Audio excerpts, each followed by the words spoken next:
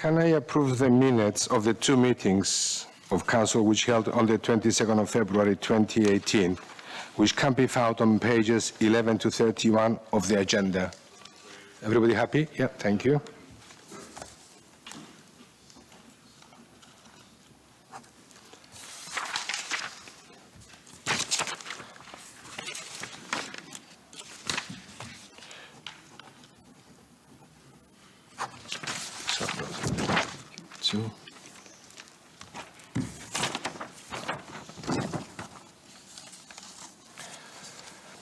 Apologies have been received from Councillor McPherson. Are there any further apologies? Councillor Avery? Councillor Adey. Councillor Adey. Any more? Chair, Councillor Nsinga is going to be slightly late.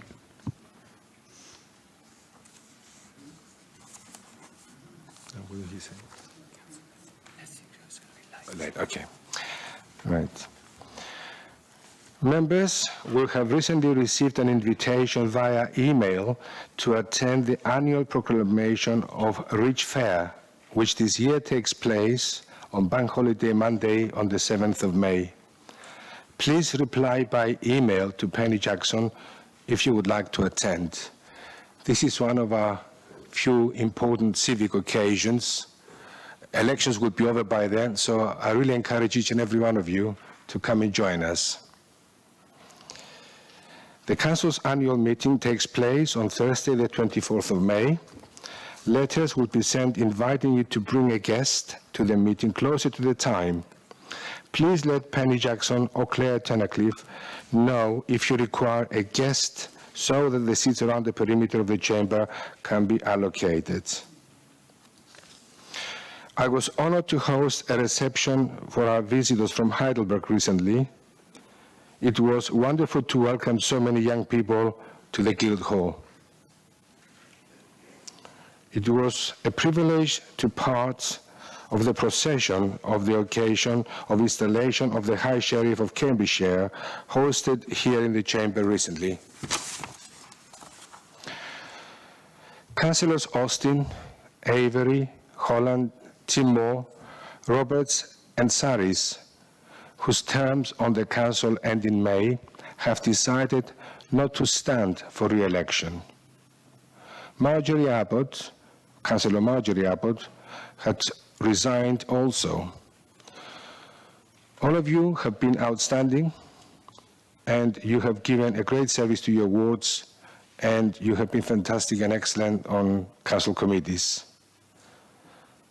We are losing some extremely able people, and on behalf of the Council, thank you all for your service to the city.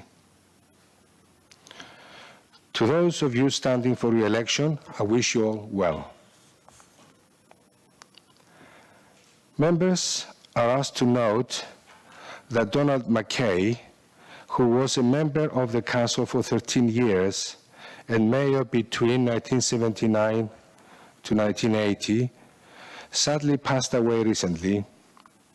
I have said condolences to his family on behalf of the Council.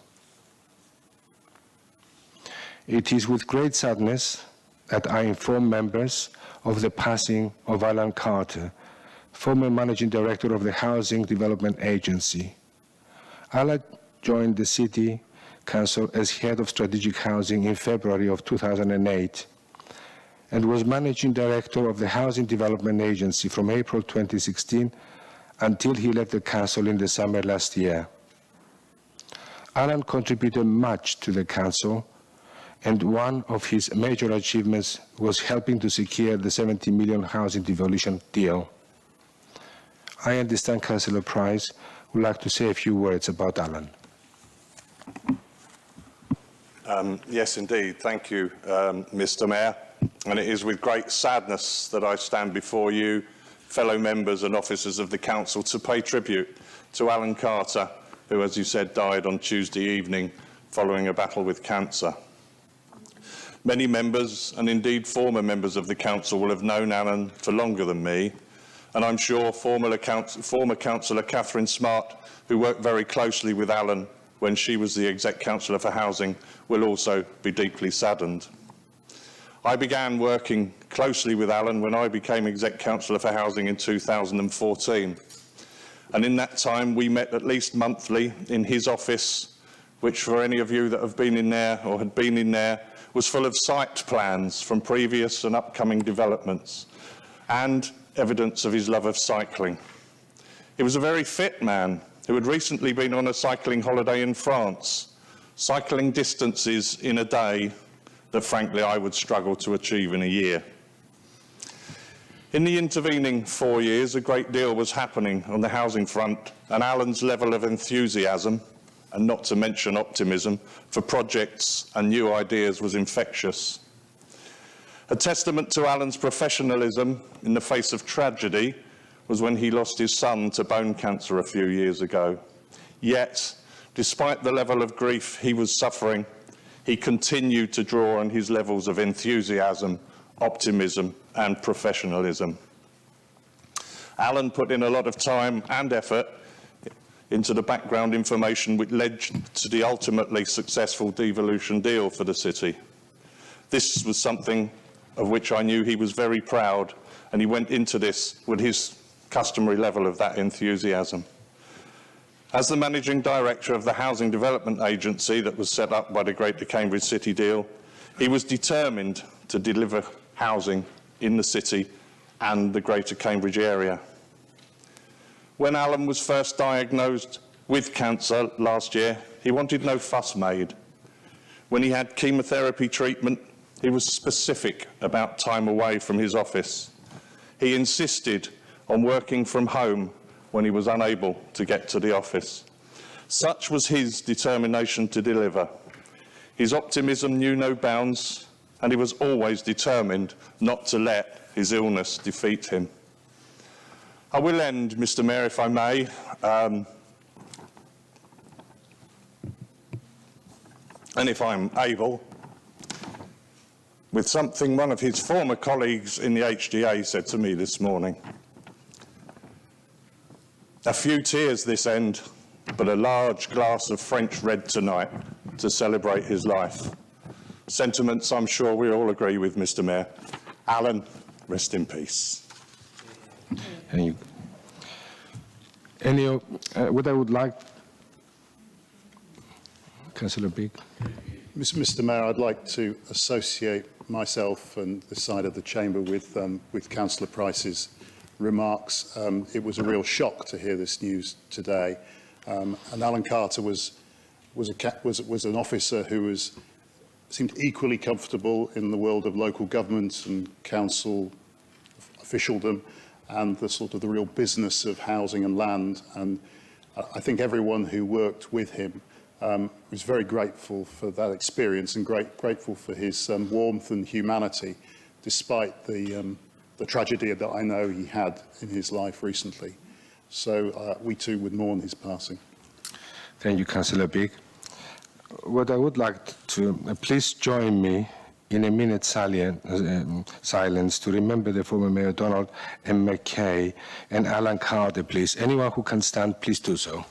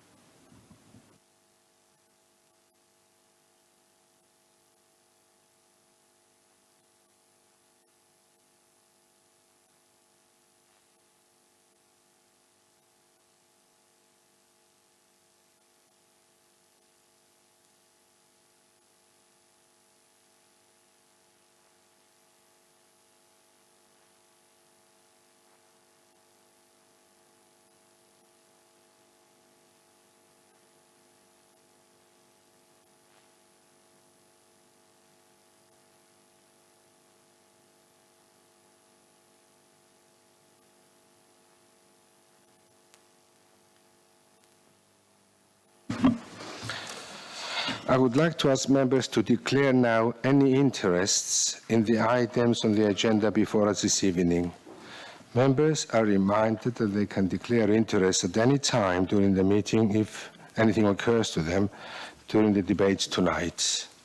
Councillor Richards. Mr. Mayor, with reference to the Labour amendment to item 6D and item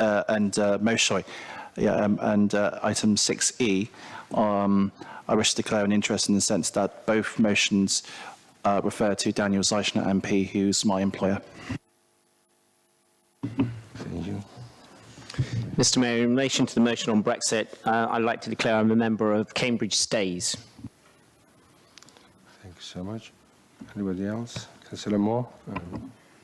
On the motion on sustainable food, I work for a small sustainable food company based in the city.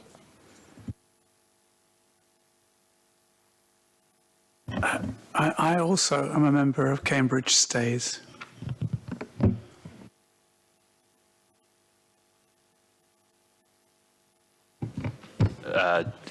Councillor Cantrell's motion relates to my employer, so I won't be participating. Item 6F makes reference to Cambridge Live, of which I'm a trustee. Same as that.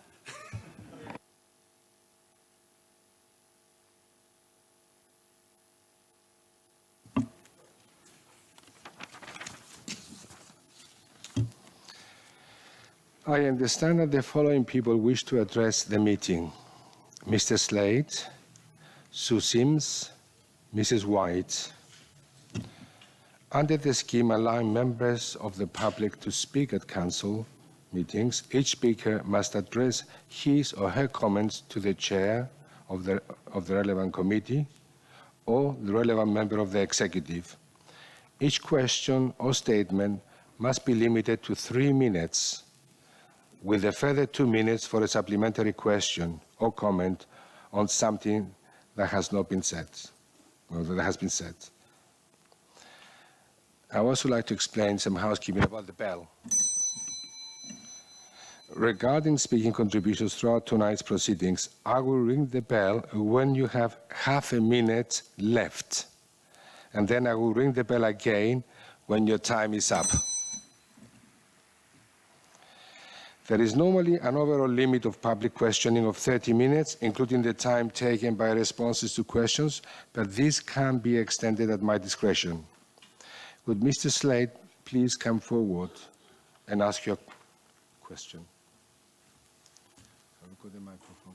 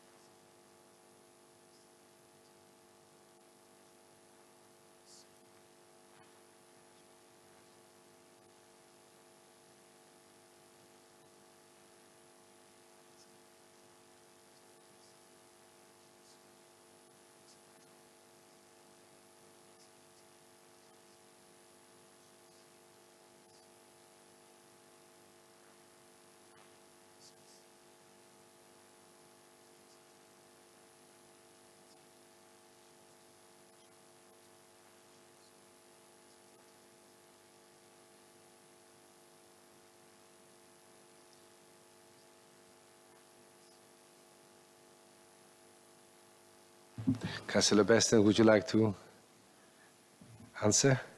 Thank you, Mr. Mayor. I'll deal with the easy bit first, which is the costs of the last three elections. This year, 2018, is the first year since 2012 that we've only had city elections. Every other year, there's been another election going on the same day.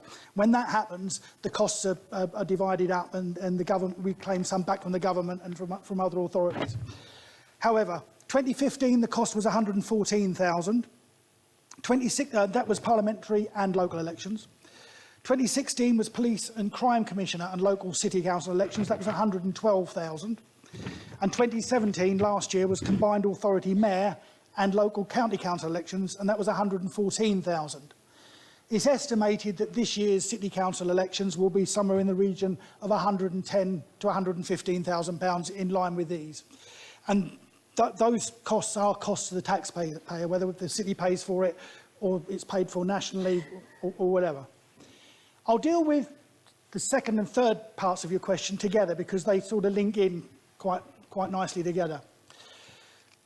The council has considered going to all-ups every 4 years or staying with the present model, which is electing by thirds every year. We can't go to halves because we're a council that go in thirds or we go all up. So we only have the two options. So we discount that one completely. When we were discussing considering the situation with the regularity of elections, we considered a number of factors. This is going to be maybe a bit muddled because I didn't get this notification of this till very much at the last minute. So if I start going off track, pull me back very quickly.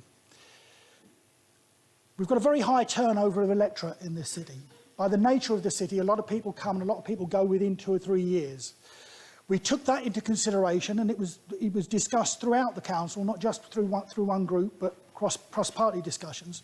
We took that into consideration when we were taking into consideration whether we would go for all-up elections or once every 3 years in thirds.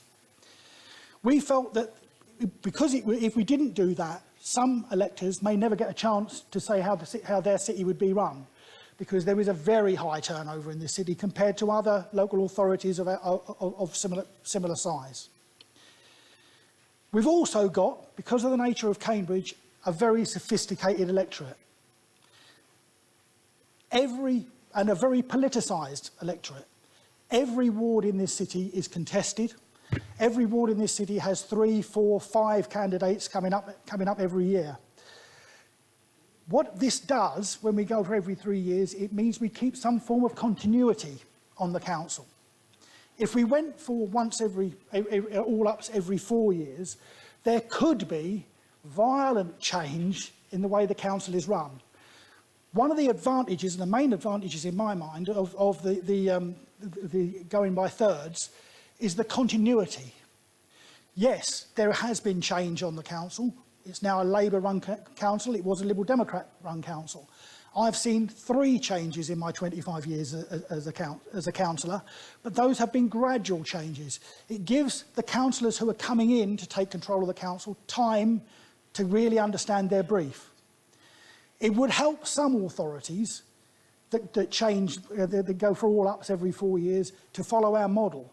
Because what happens then, if you get a particular fad and fashion in politics, just picking something randomly out of the hat, let's say UKIP, prior to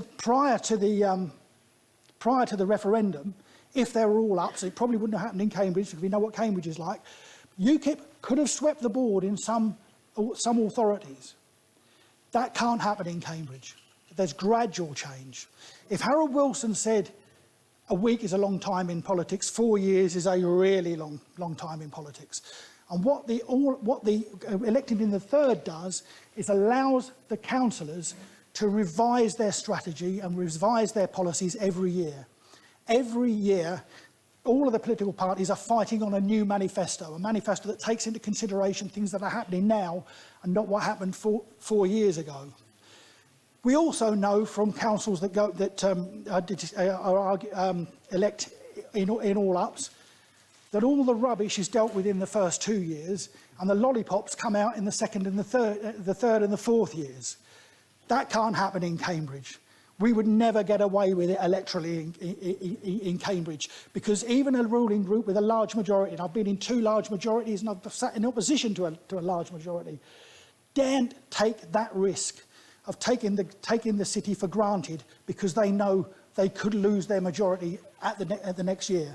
So that was the thinking behind going with thirds rather than the all-ups. Basically, the thirds has worked for Cambridge and worked for Cambridge prosperity. We don't think all-ups would actually help with the continuity of running the council. Thank you so much. Any supplementary question?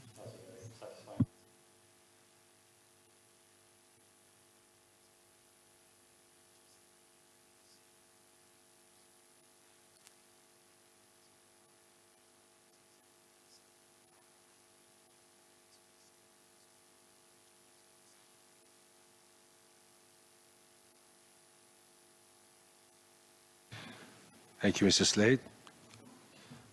Would Sue Sims please come forward to ask a question?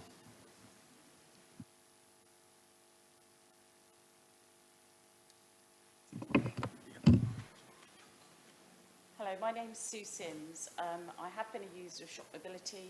I'm a retired City Council officer and a former chair of the Council's user group for Shop Mobility. I think the City Council has made a grave error and a disservice to the users by deciding to introduce the new Shop Mobility. Yes. There? No, nearer to you. Nearer to me. Shop Mobility charges this month. A £40 annual subscription is really a major deterrent to people on fixed incomes to absorb. £5 a visit represents a really difficult choice for some people when deciding whether to leave the house to go into town, which is already a big physical effort. I read the report that went to the committee in January. Your officers told you to expect a reduction in usage of at least 20%. We are talking here about a lifeline service for people already suffering the disadvantages of not being able to get around easily on their own. The ones who will fall out of using it are obviously the people who will have difficulty affording it. So this is a change that will hit people affected by being in an unequal position twice over, having a physical disability and not being very well off. When I worked for the council, this would be a double alarm bell and a real no-no, something to be avoided at almost any cost. It appalls me that the council and councillors who are champions of equality were not concerned about this and weren't willing to make it a top priority to avoid. It's a national priority of us all to combat social isolation. I know the council provides a grant funding scheme to reduce isolation, and which helps, which is excellent, but Shop Mobility does this too by extending people's independence to make their own arrangements, making it easy for people to get out and about, around the shops or meeting up with friends. The fewer barriers we have to that, the better. The easier and cheaper we make it, the better. Because we will all reduce the number who are left out, it seems to me that these charges you've made are a move in the wrong direction. I was very angry about the way this decision was made. It seemed to me and others that your consultation was going through the motions at best. It seemed as if you had made up your minds already before listening to what the users had to say. It wasn't properly posted on your website, and your big notices in the Shop Mobility reception areas were declaring it was going to happen on the 1st of April anyway. And there is no evidence of how the responses we got were evaluated or what impact they had on your decision to go ahead.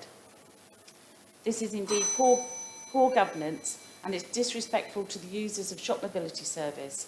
It looks like Cambridge has overnight gone from amongst the most open place to disabled people with the fewest barriers to being amongst the most expensive with one of the highest financial barriers. I would like to ask you if that's where you want to be. With the council enormous income from car parking, I don't think it's credible that you couldn't have found another way. It's not even that users might not be prepared to accept some charges to defray some of the cost. even if the service didn't continue to be completely free. But you didn't even have the conversation with us and didn't even seem to want to hear what we have to say. So I would ask, are you willing to look at this again? There are really important reasons for doing so, and I hope you can be open and unfettered enough to reconsider. Thank you, Mrs. Sims. This is directed at Kevin Blenko. Councillor Blanco, would you like to respond? Yes, good evening, Sue. Hi.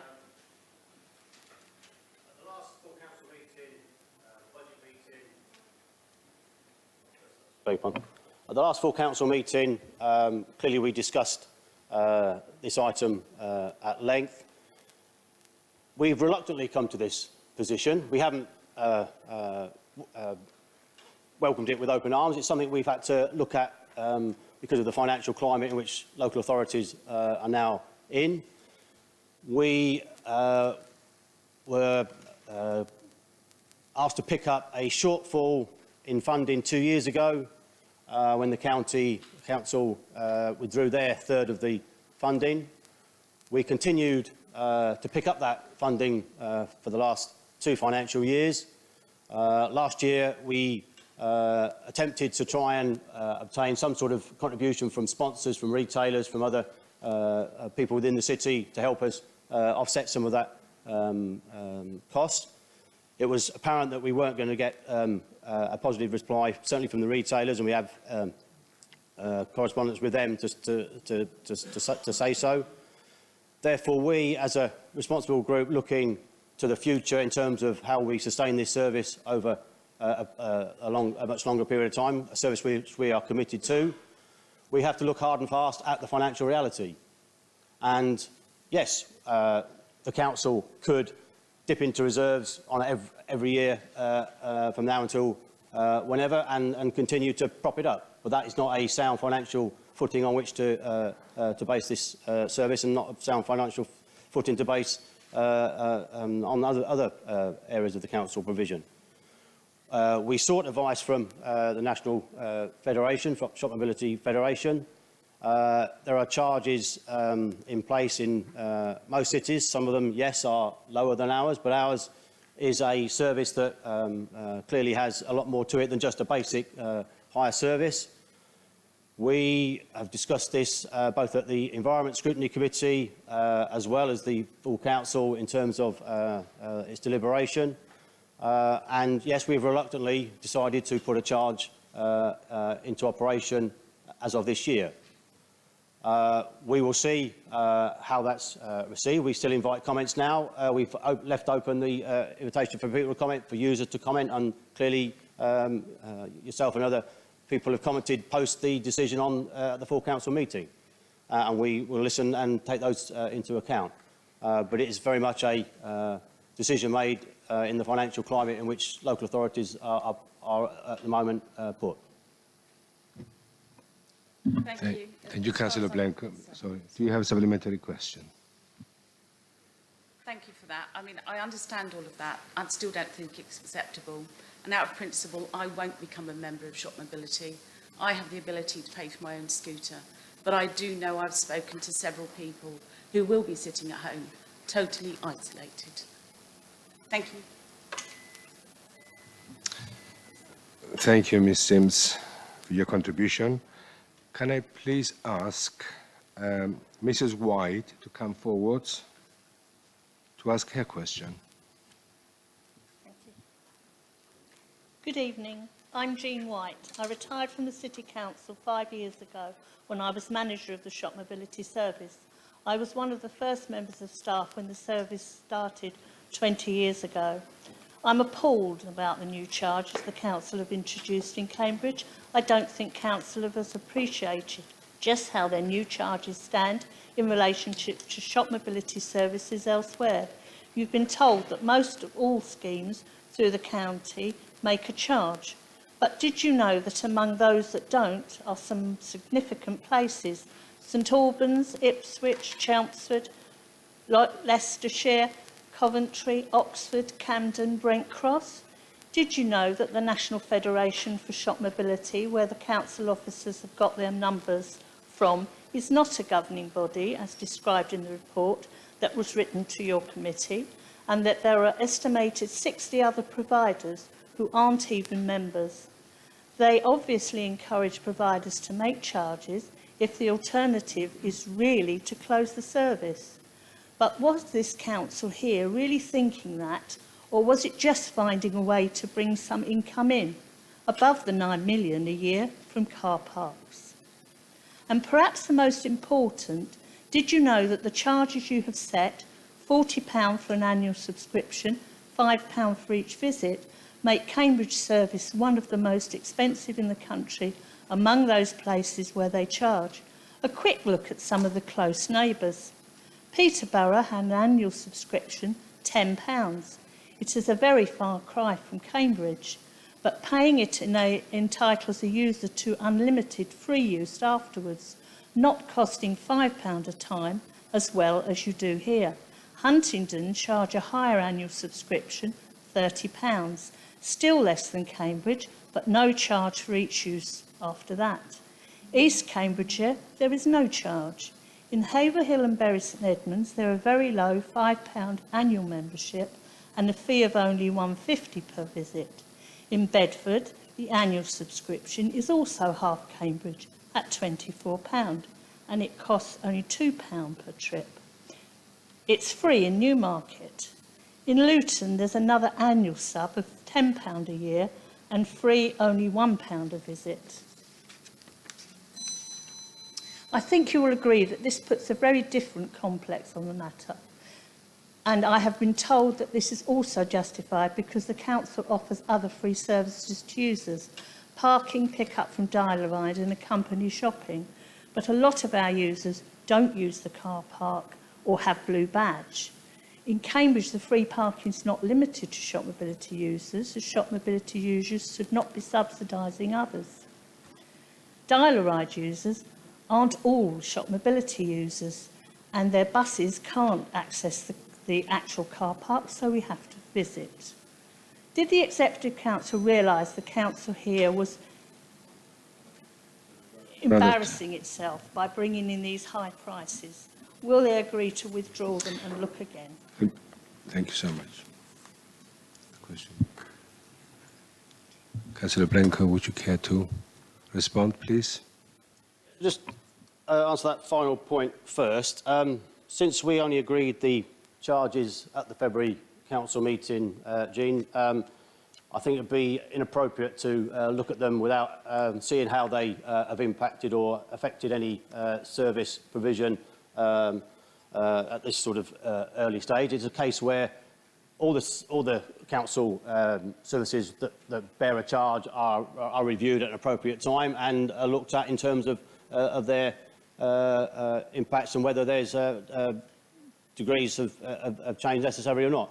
In this case, this change has been introduced this financial year, and I think it's far too early for us to be looking at any review of that. We need to see how it works through. In terms of the charges across the country, I don't want to get into a sort of a nitpicking sort of point about which city charges which and which town charges something else. I mean, there are a whole raft of charges that were put in front of comparison charges that were put in front of members across the country. I'm not going to be selective. I don't wish to do that, but there are some far higher than the ones you've just quoted. That said, I respect the fact that your dedication to this service over many years clearly is something that you feel you need to defend, and I understand that, and that is something I think everybody would respect and accept. But I come back to the original point. We are an authority with responsibility to taxpayers across the city. We have a responsibility to uphold services across the city, which we are trying to do. When a third of our funding for a particular service is withdrawn, it is something that we have to look at in the cold light of day and say, in the longer term, can we sustain that level of continued subsidy? We are happy to subsidise the service to £100,000 as our two-thirds, as it is. But since there are charges in place across other parts of the country and other cities, it is something we had to look at because that £50,000 shortfall is something we can't just ignore. It is something that we have reluctantly decided to plug the gap by levying a charge, and that's where we are. Thank you. Thank you, Councillor.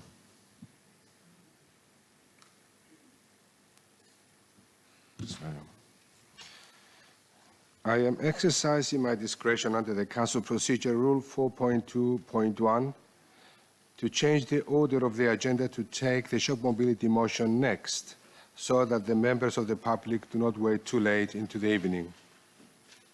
We now turn to agenda item 6C, under Council Procedure Rules 13.6.1. Notice has been given of the names of at least 5 members of the Council to hear this motion. I call on Councillor Big to move the shop mobility motion.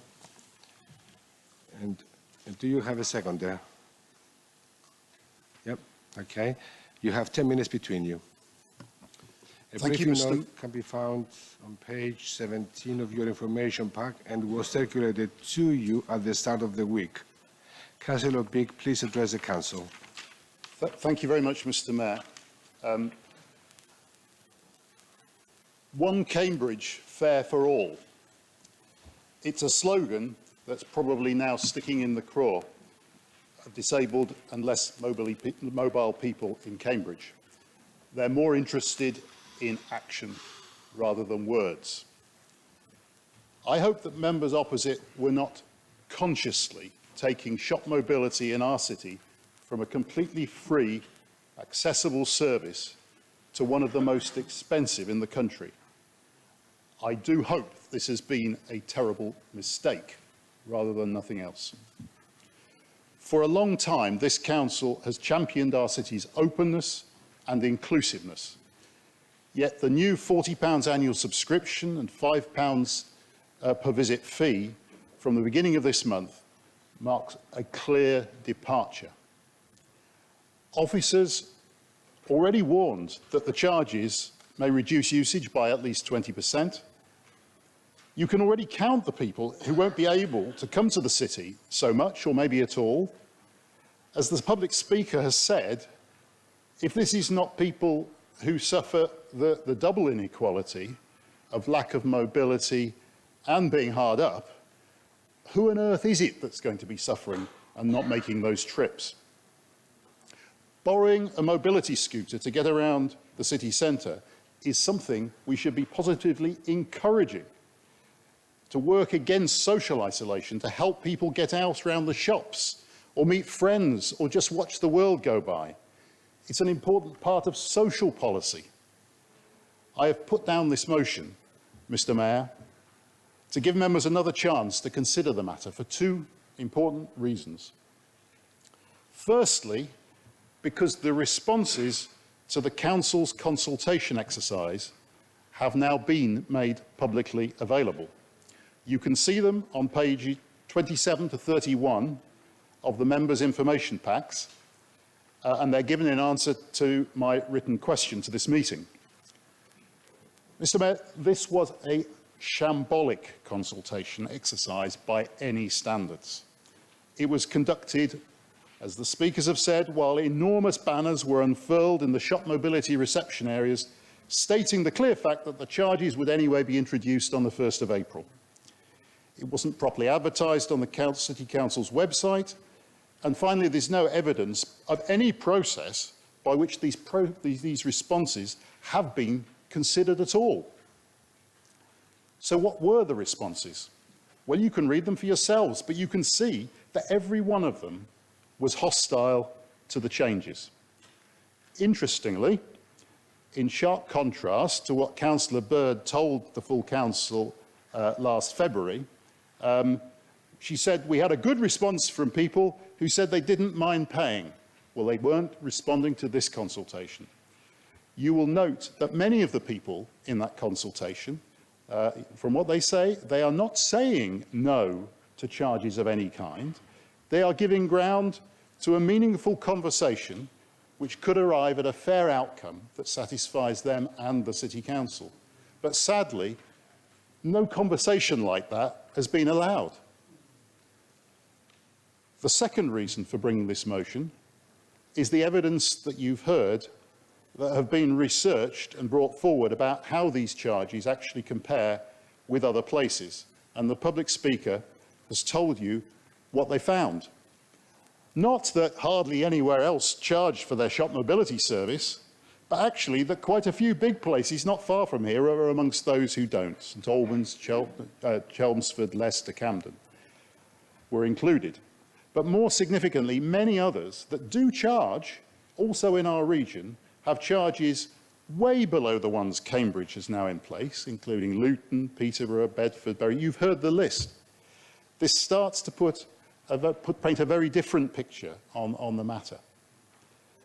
A lot of store has been made about what the Federation of Shop Mobility has told the council. But as many as 60 providers around the country aren't even members of this federation. And if any operator asks them whether they should close their service down or start charging for it, of course they'll suggest charges should be considered. It would be truly shameful, however, if that was the way our council asked the question to the Federation, because I would vouch that there's no council around this chamber who would want closing this service to be taken as any kind of serious option, and I'm sure it was never on the table.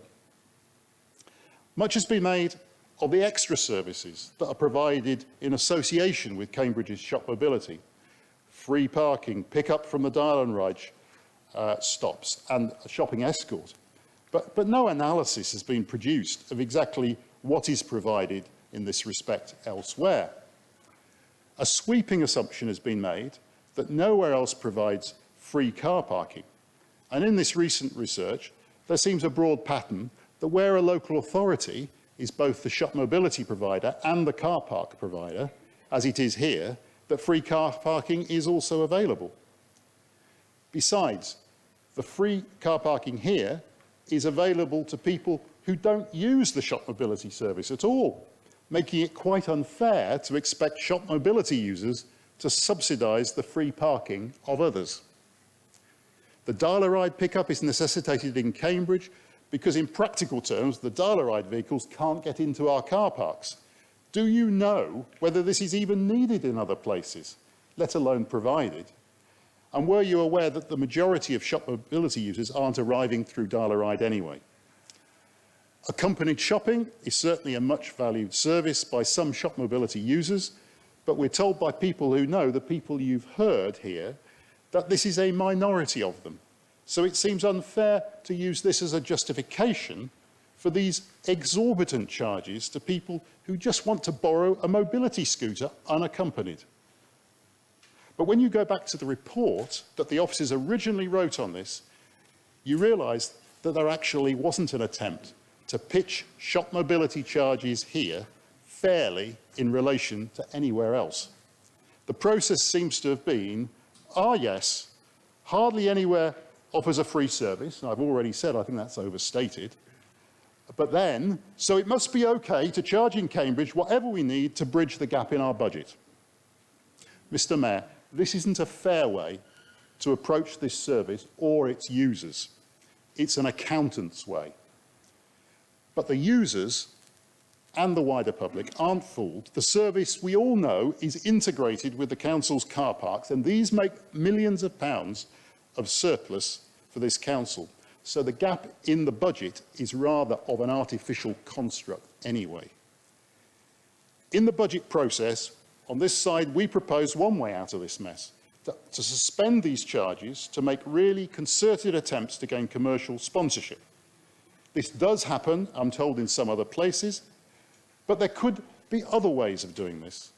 Have a proper conversation with users. Do some proper benchmarking with other places and come up with a part charging, part increased subsidy model. The important thing is to stop digging now. Retreat while we can put something fair together and get it in place. You've absorbed the cost of this service, unbudgeted, for 2 years already. You could do so for a third. The users of this service are justifiably angry with the way this has been done. And today, you can start afresh and set the slate clean. Later on this agenda, Mr. Mayor, we are very appropriately discussing honouring Cambridge's most famous disabled person, Stephen Hawking. Surely, at the same meeting, we should be making sure we're being as respectful to the needs of all the other less distinguished disabled people in our community too. Mr. Mayor, I beg to move. You, Councillor Big. Would Councillor Tunnicliffe like to to speak now, or reserve your right? You have about 55 seconds left.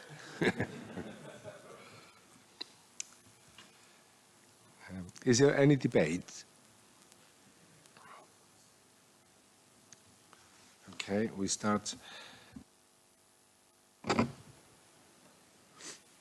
Thanks, Mr. Mayor. Well, I have to apologise for supporting the changes to the budget in the Environment Scrutiny Committee stage, because I was taken in somewhat by the officer's report, which said that the charges were fair based on a sample of other places. But I should have known from seeing the officer's report on market charges elsewhere that the samples aren't always representative and fair. And now that I've learned the fact of the matter, I feel horrified to have allowed this change to the budget. Even before I knew that, I was persuaded to support this because I found that the Council hasn't explored as many avenues as I would have liked to find alternative funding for this scheme. The partners that the Council has could have been asked to donate to this or perhaps to sponsor it. There are plenty of organisations that operate in Cambridge with a CSR budget. Surely there are some in the leisure or the Meditech realm who would see the enormous benefit of this scheme and contribute to it. So I'd much prefer that we postpone these charges, even if only for a year, so that we can explore those avenues at least. Thank you, Councillor Gillespie. We have Councillor Hipkin.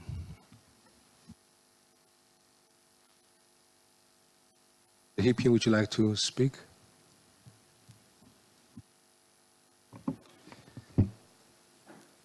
Mr. Mayor, I am an elderly person, and as a result, I am given by the state free TV, unlimited watching of TV, a bus pass that will take me virtually anywhere I wish to go, and a massive winter payment to help me pay my winter bills. I'm very grateful for this. It really does help and support me. But it's grossly unfair, because these gifts from government are given to everyone of a certain age, irrespective of their income. And I notice that in government circles, and perhaps even in opposition circles, there is the beginning of a conversation about whether this is an entirely equitable way of doing things. Can I then draw the analogy with disability? Now, I don't need to join in the long statement made by the leader of the opposition about our sympathy for people with disabilities. Of course, it is right that in public car parks, disability spaces should be close to lifts, and that disability spaces should be free to the users, since, as a group, disability people are more likely to need to travel by car than are able-bodied people. So that seems to me to be entirely fair. But I want to put this in the form of a question rather than a statement, and I hope some of you will be able to help me understand it. Is there any evidence that people with disability constitute a discrete economic social group that is in any way disadvantaged financially? Now, I'd leave that as an open question. If there is evidence that disabled people are poorer as a group than the rest of the population, then of course they must be given special consideration. But if it is the case that disabled people constitute a group similar to the population at large, then I would like someone to explain to me on what grounds we feel that we have to allow a service such as the service we're discussing today, why that should be free. I want to make it perfectly clear that I ask this question sincerely in ignorance of the answer.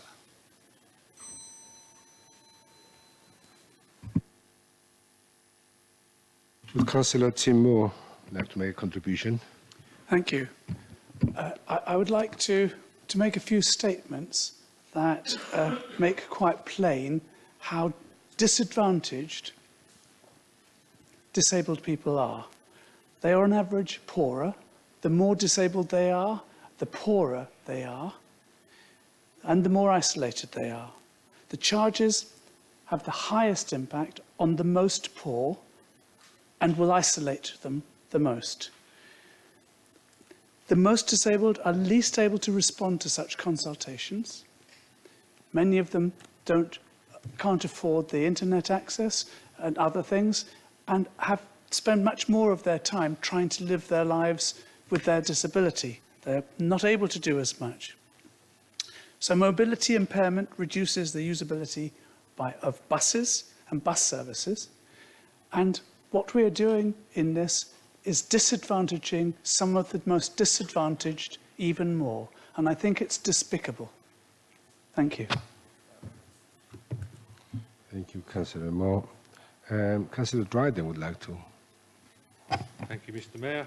I'll be very, very brief. One of the reasons already been said is the county councils withdrew all their funds for this service. I'd like to know if we've got to make these fund cuts, where would you want to make these cuts then? You haven't said. And you said you've got 2 reasons, or I think you've got 3 reasons for this. One of the reasons because the election coming up. And you're so concerned about people with disabilities and that, you're the party who agreed with the bedroom tax. Well, that affects a lot more people with disabilities than this does.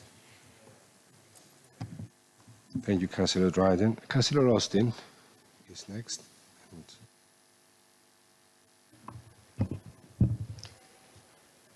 It won't surprise you that I too am absolutely amazed and saddened by this issue. There's a recent report, which I'm sure Councillor Hipkin, as well as everybody else, will be interested in, that came from Scope, that says, on average, disabled people face extra costs of £750 a month related to their impairment or condition.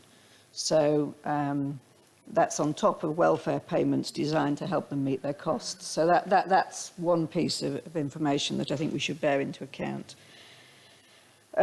When we're talking about disabled people, we're talking about all ages. And working in education, as I do, I see the fantastic efforts that are put in to try and make children equal. And the efforts that go in to make sure they're going that extra mile. When children turn 16, they don't maybe have the support of schools, but they've learnt to be sociable, they've learnt to be outgoing. They don't have money, but they still want to be included. One of the things that 16, 18-year-olds do is they go out, they meet in town, they go shopping. What we're doing here is charging them for their day-to-day ways in which they socialise and grow up. It's not just about old people. It's about being and living a normal life that children of all abilities and that adults wish to live. The cost is huge. It's not something that you might go to. I mean, I don't have time to go to the shops very often, and when I do, I jump on my bike and get there. For people who've got time, which was mentioned by somebody else, when you've got time, it's something that you really enjoy doing. A cost of £40 and £5 every trip will make it inaccessible. We should be looking at how any money that was being spent on this should have been looking at how we grow it. 7,000 people have enjoyed this service, have enjoyed this free service. And what we're doing is we seem to be accepting that we lose 20% of those visits, 20% of those users. 1,400 people will no longer benefit from this service that they've got. I'd like to have seen it double. I'm sure you'd like to see it double now you're increasing the costs, because that would bring even more money into the council, but that clearly won't be achievable. The likelihood is we'll still have all the capital costs, we'll still have all the running costs, and we'll have very few people using the service.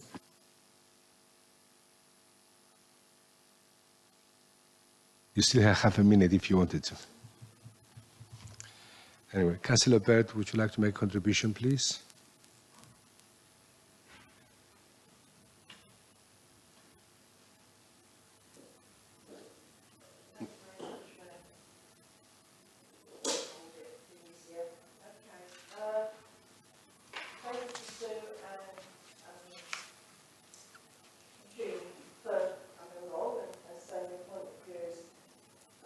When this came up, I was involved with it all, and I was very concerned about it. And then, sorry, and then when we started looking at figures, I was going to understand why this was happening. It wasn't an easy decision. It did go out for consultation, and shops in the city were asked if they would help contribute towards the scheme, but not one shop offered to help. The City Council does not want to discriminate against anybody. They want to make sure that every disabled person has a right to be able to get around shopping and everything. We make sure they have a taxi card, which is £7 off their journey there and back, which is a lot of money. We also help support Dial-A-Ride, so that's more money, and also shop mobility. Going on to people with disabilities, most disabled person will get either disability living allowance, now called PIPs, or they'll get attendance allowance. So just to give you some figures, if you're on PIPs or DLA, that's £85.60 a week, that's your care component. Now the idea of that care component is yes to look after you, but also to make sure that you get out. As well as your mobility component, the high rate is £59.75. You add So that 3 minutes or 2 shillings in a week, that's a lot of money. And they get that every 4 weeks. Attendance allowance works out at £85.60 top.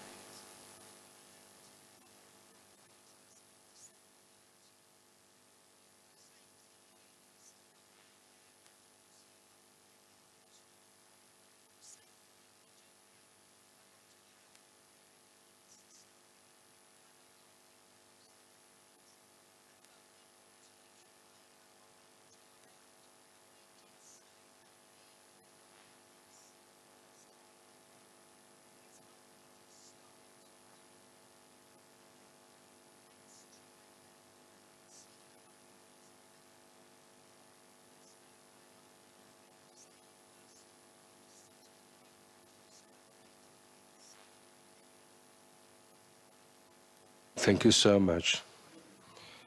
We have Councillor Singer now. Thank you. I want to start by focusing on Councillor Hipkins' question.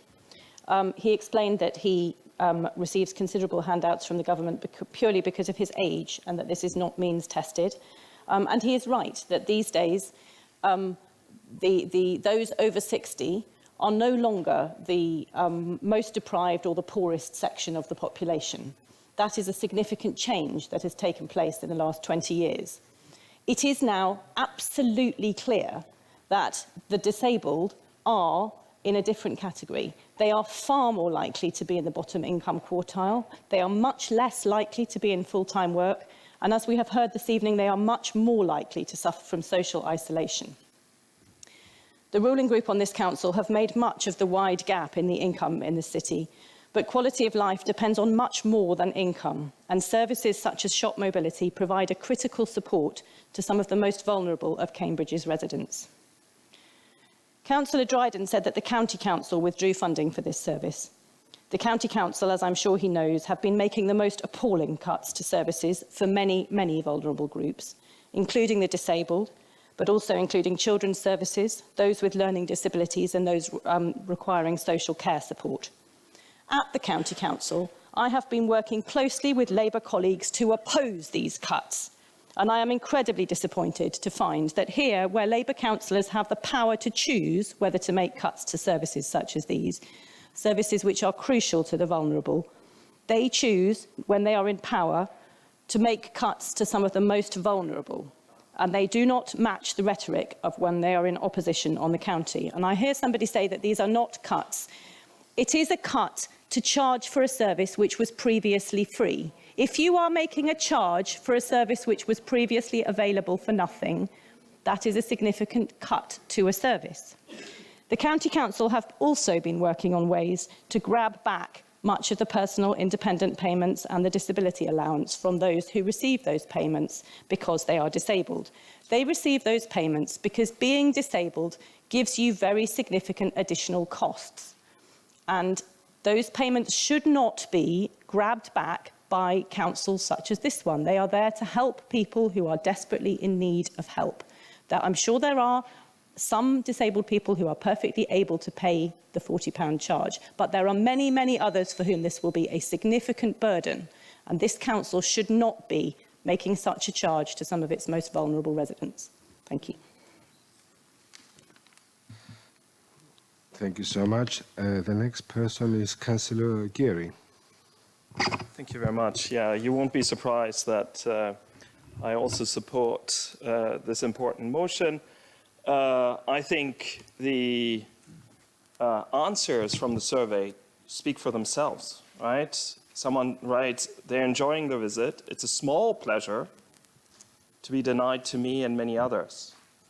They're saying that at least, you know, there are daily users. £150 a month will make it unaffordable to use, right? I think it's about time to actually take the residents of this city seriously, listen to what they have to say, and then revise the charges. Maybe the £40 a year are not the problem, but charging £5 a visit, if you're using it on a regular basis, even just 3 days out of a 7-day week, will make it impossible for most. And so I think here's a brilliant opportunity to actually show that we've understood discrimination. Clearly, Councillor Hipkin hadn't, because he was questioning whether disabled people are a separate group, whether they are targeted with this measure. I would say yes. So let's analyze the impact of this measure on the most vulnerable, on the disabled, and then let's follow the law and say, if there's a disproportionate impact on especially disabled people, well then we need to revise our decision and change our policy. Thank you so much. Councillor Ashton, would you like to make a contribution? Thank you, Mr. Mayor. I'd love to know the exact reasons why the county got rid of the charge. We haven't made any cuts at all. We're trying to keep a system going that the county have walked away from. And for 2 years, we've done our hardest to make sure there were no charges. 2 years ago, we said this was happening. 2 years ago, I didn't hear Councillor Big stand up and say, this is disgraceful, we should pay for this forever. There was no mention then of the Lib Dems standing up and saying disgrace. So for 2 years, we've sought long and hard to find ways of funding the difference. So we're not making cuts, we're finding a way of trying to find out how we make up for what the county decided was a firm measure of getting rid of these charges.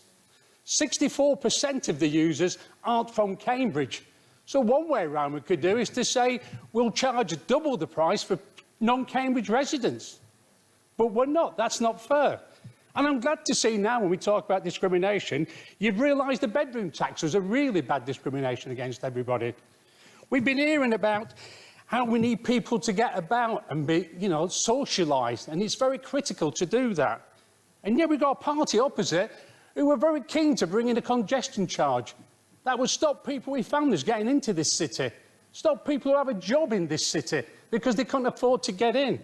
So they need to think long and hard when they cherry-pick certain items to talk about we're making cuts.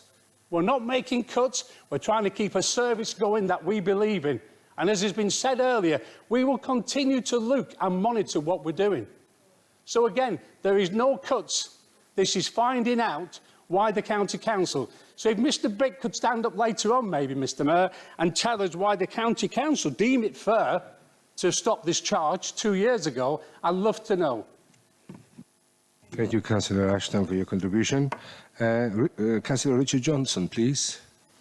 Thank you, Mr Mayor. I'd like to quote the Liberal Democrat manifesto, which says, we will postpone the new charges for shop mobility to enable a concerted campaign to secure commercial sponsorship. Councillor Blenker has already stated in his reply to the public speaker that efforts have been made to try and find alternative sponsors to make up the shortfall, to no success. So, if we assume that the Liberal Democrat alternative policy in this area is unworkable, can Councillor Bick confirm to this council in detail how he will plug the gap without affecting other council services? What is his alternative policy? Because it's all very well being opposed to a policy, that's fine. But if the opposition do not have a workable alternative in place to plug the gap that makes the service sustainable for the long term and serves the people of the city, then the criticisms are just platitudes and unconstructive. Thank you, Councillor Johnson. Councillor Zoe O'Connell, would like to make a contribution. Thank you, Mr Mayor. Sorry, I'm getting a static shock off. I'd like to present some numbers, Mr Mayor, that will hopefully allow Councillor Hipkin to make up his mind on this motion. The figures are from a New Policy Institute report from August 2016. Two-thirds of disabled people living alone are in poverty. The employment rate for those with disabilities is 46% versus 80% for the general population, and 48% of people in a household with someone with a disability are in poverty. Now, clearly not all of these disabilities are mobility related, but there is a very, very clear link between people struggling to make ends meet and having a disability.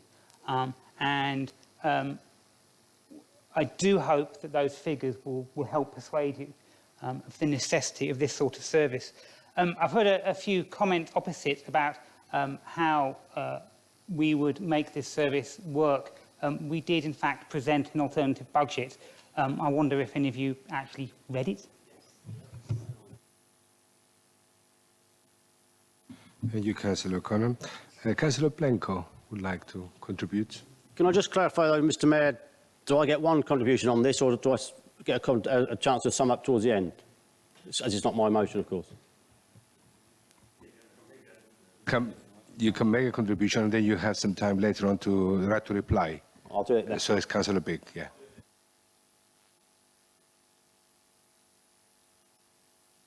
Anybody else? No country. Thank you, Mr Mayor. Running the council is about political priorities. It's about choosing where you want to spend the council's money. Now, the ruling group have told us, since they've run this administration, that they're looking out for the vulnerable in this city. They're looking out for the people who are struggling the most in this city. They're looking out for those people who are disadvantaged, who don't share some of the riches of this city, like other residents, and so therefore need our help. This category of people, the disabled people who use this important service, they are one of those disadvantaged groups. They are the ones who need our help. So I'm flabbergasted, Mr. Mayor, and I hear councillors opposite saying, well, these are difficult choices. We do live in a difficult world. We do live in a world where funding is cut. But you made political decisions in your budget. You told us those decisions were based on focusing on the vulnerable people of this city. But actually, you missed out one of the most vulnerable groups of this city. And surely now, you should pause. You should vote to support this motion, to postpone the charges, to look at fundraising, to look at sponsorship. And I hear, well, we've had a look at sponsorship. Well, actually, Mr. Mayor, let me give you an illustration of an event which used to be fully funded by the council, which is now funded by the private contributions, and that's the fireworks. So if we can find private funding for that, I am sure we can actually find funding for shop mobility from third-party sponsors. And actually, Mr. Mayor, I would go further. That actually, regardless of what the county council choose to cut and not cut, I'm not a Tory up in Shire Hall. Actually, you have a moral responsibility to these people. That's what you have, a moral responsibility. And hiding behind a bunch of Tories up in Shire Hall doesn't do you any favours at all. So what I would say is vote with your conscience this evening on this motion. And if you really want to stop this, to pause it, and to enable us to look again, then you need to support this motion.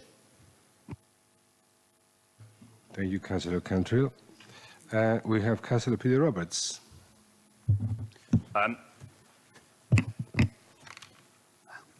A few things. Firstly, as a council, we have about 13% of a budget. The county council clearly has vastly superior funds to us. What's curious about this case is that it was your government who passed a central grant fund to the county council, which forced them to do the cut for the very thing that's in front of us today. And the vampiric way in which you're now claiming that you're now the party of disability, the party who obviously were more than happy to charge triple tuition fees for disabled students, EMA for disabled students. 2,000 people died within a year of being passed fit for work under your government. I find this absolutely shocking.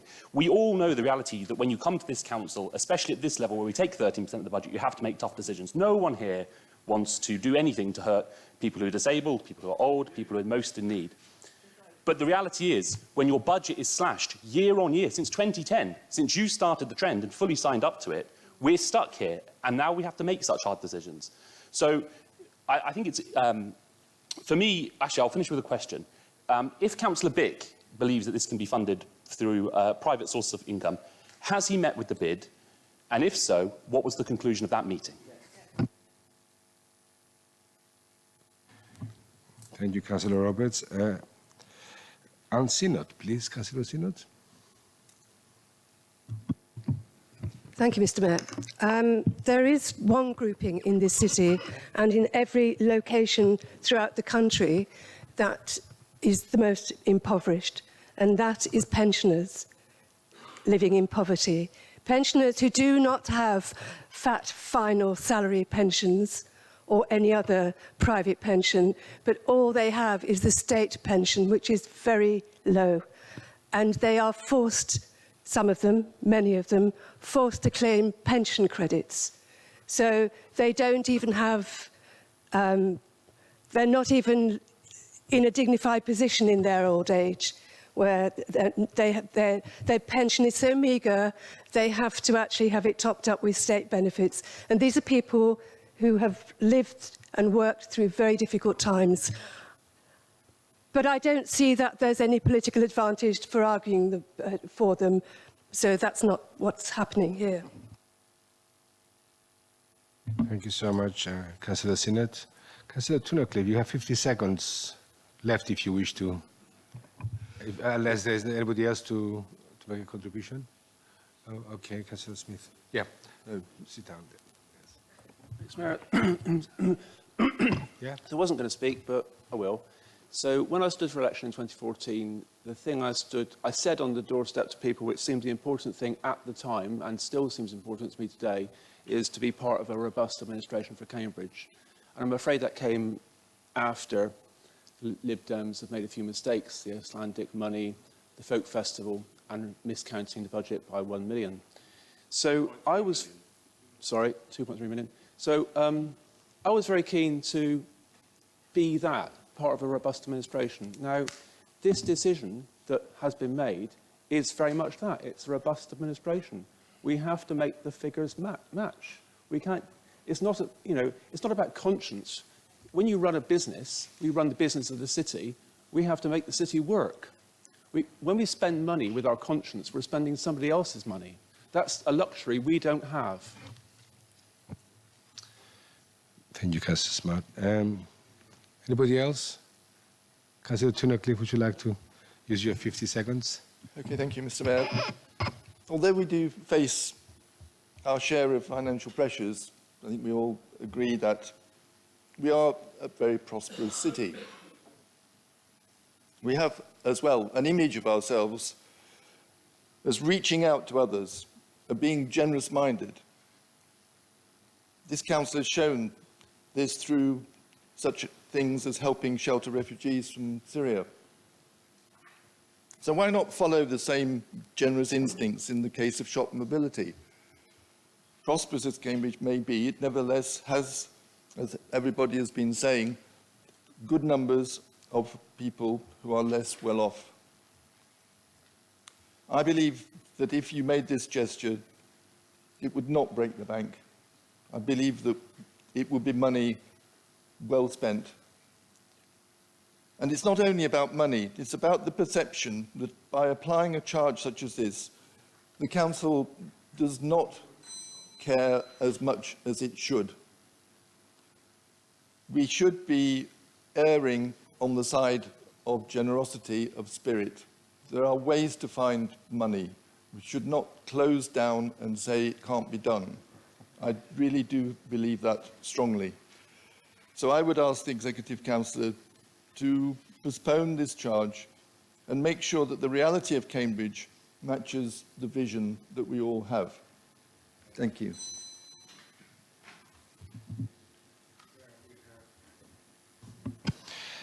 Councillor Blanco and Councillor Big have the right of reply. They have 3 minutes each. Would Councillor Blanco would like to go first, please? Okay, thank you, Mr. Mayor. I can't cover all the points that people have raised, but I'll just repeat the most essential point that I raised in the public questions. We have reluctantly come to this decision to levy a charge on the shop mobility. It is due to the financial reality in which councils and local authorities are being placed. And we see no light at the end of this particular tunnel to give us any confidence that it will change. We have picked up the shortfall and gladly picked up the shortfall because we are committed to this service and providing this service, and we are going to continue providing this service. It is a discretionary service. Not all disabled people need to use this service. It is a discretionary service for those who need and choose to use it, and we will continue to provide it. But we are in a situation where we have to look at the financial reality. And I'm afraid, Councillor Tunnicliffe, councils are not as prosperous as they once were. That is a statement of fact. We have to look at our own budgets and be self-sufficient and look after the services that we provide, that people expect us to provide. And that's where this has come from. If there is somebody out there who wishes to contribute to this scheme, a sponsor, a wealthy individual, great. Come and speak to me. I'll speak to them anytime. We will gladly welcome them and blast their name all over it. I've got no problem with that. But we have not had any success, and the retail sector particularly said, no, we're not going to contribute, and that was evidence in their replies. I'm not going to embarrass them by naming names, but that's the financial reality. In terms of the charges, there are varied charges across the country, and as I said earlier, I didn't want to get into a nitpicking about quoting different ones, but there are some that do charge a registration fee and do charge a similar daily charge to what we have proposed. York being one, for example. That's the only one I'm going to mention because we haven't got time to go into the detail. But we have done our research, and I'm afraid this discussion is a repetition of the full council budget meeting. And the only difference I can see is that someone has realised that there were some consultations that should have been read and the background papers that were available to everybody to be read, which I've read and done my research, and clearly people hadn't done. But for whatever reason, they've been picked up on late in the day to address this discussion. But as I will say, this is a decision that has been made for the long-term financial security of this service, and we believe it's a correct one. Thank you, Councillor Blanco. Councillor Bick. Mr. Mayor, I'm very disappointed by the tone of Councillor Benko's comments, and I'm very disappointed in our Labour group on this council. The financial pressures that almost every member on the other side has talked about are also applying to all those other councils that were recited in the evidence from the public speakers. The financial pressures are not unique on Cambridge City Council. And in fact, if you want to make a comparison of some kind, I'll give you mine. This is a pretty affluent council in a pretty affluent city. So I don't think that is a very good reason for us to live with these exorbitantly high charges. I welcome the support that members around the chamber have given, though, to this motion, including Councillor Gillespie. To Councillor Bird, who I hoped would be telling us who these people were that she was quoting in the February Council, who were so strongly in favour of these charges. Must have been a bit of private consultation, but not very representative, according to what we see in the answer to my question here. On the question of those loads of allowances that people get who are disabled, so it's all okay, really, she's had her answer from other contributors. There's a huge research base about the additional costs of disability, which way override the allowances and the benefits that people get. To those on the other side who spoke about things like the bedroom tax and all of the iniquities that are visited on people who are beneficiaries of the benefit system, I say we can't on this council do anything about those, but we can do something about a service that we run. This is down to us. This is down to you. And so it's not good enough to throw your arms around wildly and find others, because this, in the end of the day, is going to be your decision. Councillor Johnson talked about the precise financial formula, and Councillor Ashton talked about, Councillor Smart talked about how the figures had to add up. But let me say to you this, that over the past 2 years, your figures haven't added up on this. You have paid for this out of the reserves, and the process of waiting for an agreement on a better solution, a better quality conversation with the users of this service would only require a further year of doing that. And I have given one idea in the budget, and there are other ideas, including accepting some of the leads from the consultation about the possibility of some charges but lower ones. So Mr. Mayor, I do hope that, as Councillor Cantrell said, that members opposite will ultimately vote with their consciences rather than their apparent lead from Councillor Blanco.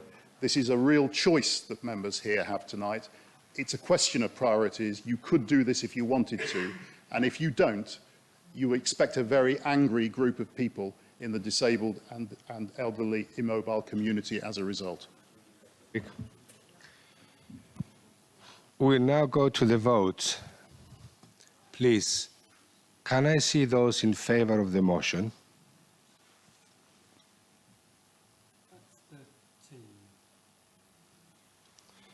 And those against?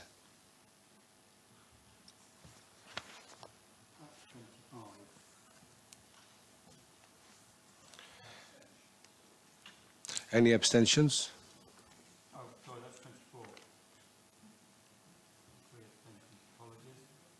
Apologies, yes.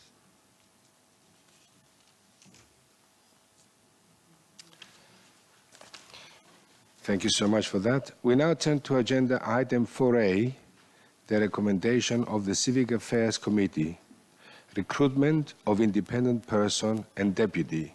The recommendation is set out on pages 33 of the agenda.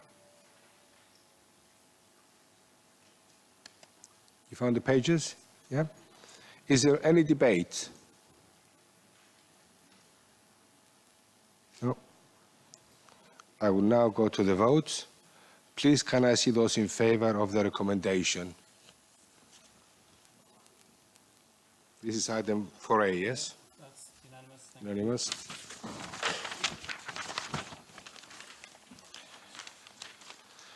We now turn to agenda item 4B, the recommendation of Civic Affairs Committee, changes to scrutiny committees and review of decision-making process. The recommendation is on page 53 of the agenda. Is there any debate?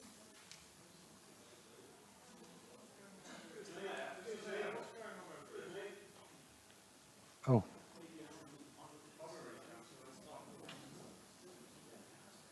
Excuse me, can I? Yeah, please sit down. Yeah. You can have your conversations during the break, please. Councillor Herbert. Thank you, Mr. Mayor. I mean, I think it's useful just to record, for purposes of transparency, the reasons for this review.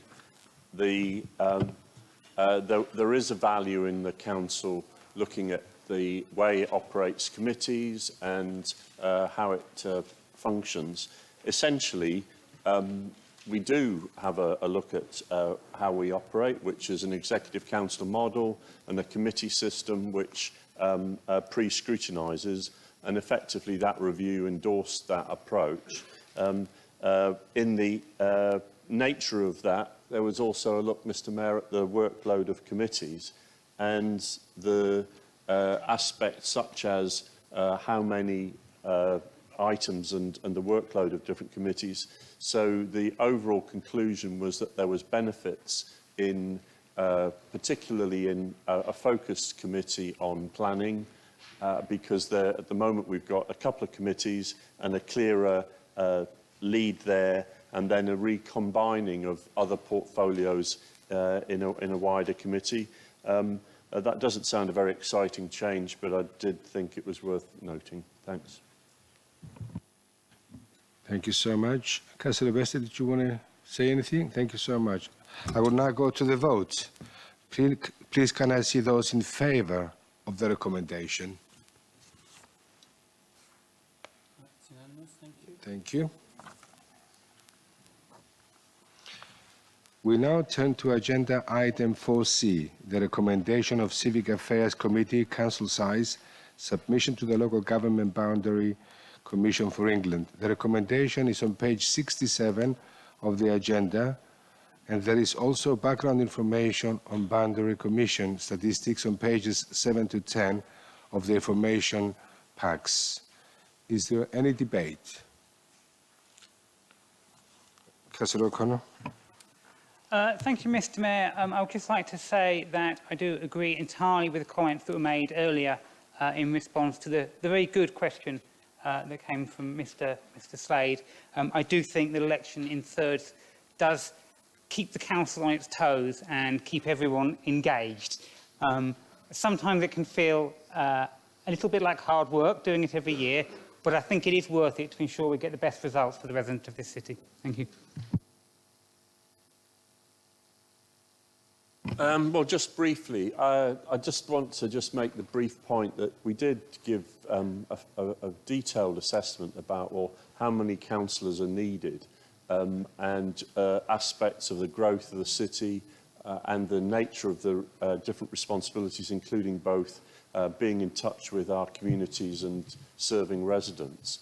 And given that we've grown in population, Mr. Mayor, since 2001, and that period when the last review took place, from around 105,000 as a city to around 125,000, and we're likely to continue to grow. I think what we concluded was that we do need the number of councillors that we've got. This isn't about protecting existing councillors, because in the process there will need to be changes to the boundaries. As Councillor Benstead eloquently said earlier, there are good reasons for annual elections, and that means that a proposal of 14 wards of 3 councillors each makes a sensible proposal to the Boundary Commission. Thank you. Would you like to say something, Councillor Bested? Thank you, Mr. Mayor. Very, very briefly, we did have a long discussion about this, and the reason I'm speaking is because we have still got members of the public here who've got an interest in this. We did have long discussions of this in the working group. It is hard work being a councillor. I think if we look at the turnover of councillors who only last 1 term, or maybe two terms, there is a big turnover of that. And because we have a big turnover of the electorate, a lot of problems that we have sorted out for residents in the past come back to us again as councillors, as new residents come in. Sometimes we are solving the problems, sometimes the new residents are the problem. But what it does boil down to is that we councillors in Cambridge have a lot of work because we have a highly engaged electorate. Even though the Commission only takes into consideration the electors, we have a larger population than that of the total population, and we are the councillors of all the residents here, whether they're electors or not. I don't believe, and the working group didn't believe, that we could operate as a council with anything less than 42 councillors. So I thought I would add my voice to Councillor Herbert's words. Thank you. Councillor Hipkin. I think it also needs to be borne in mind, Mr. Mayor, that Cambridge is one of the fastest growing cities in the country, and that with a growing population, it would be silly to reduce the number of councillors. The workload would become impossible. Now, we all know that councillors vary in the degree of their commitment to serving their residents. I hope this will not be misunderstood. But there are some councillors who work doggedly on behalf of their residents. There are some who less doggedly manage to make their way through the year. So I think we should bear in mind the hardest working councillors and assume that everybody on this council aspires to become a hard-working councillor. I also want to thoroughly endorse the notion that this city is made up of extremely critical people, articulate people. And as this city changes, it's the fastest changing city in the world, in the country. And the planning issues, I speak as chair of planning, the planning issues are complex and never ending. And I am constantly being approached by residents asking for advice on how they should proceed with planning issues. And I imagine that this is not an uncommon experience for councillors in this chamber. So I am thoroughly with the leader and with the other members of the working group in retaining the 42 membership of this council. And any suggestion that it should be reduced will be folly. Thank you, Councillor Hipkin. I will now go to the vote. Please, can I see those in favour of the recommendation? No one against. Agenda item 5, oral questions. This item will last a maximum of 30 minutes. And hopefully we'll have a break after the oral questions. The Executive Council Chair or nominee will have up to 2 minutes to reply. The questioner will have 2 minutes to put a supplementary question or to seek clarification of the response to the original question. The Executive Council Chair or nominee will have a further 2 minutes to reply to the supplementary question. At the conclusion of 30 minutes, those that have not been answered may provide a written response to the member who put the question. A copy of the oral questions are on page 11 of the information pack. Councillor Roberts has the first question. Councillor Roberts. For the first and last time, question number 1. Question number 1.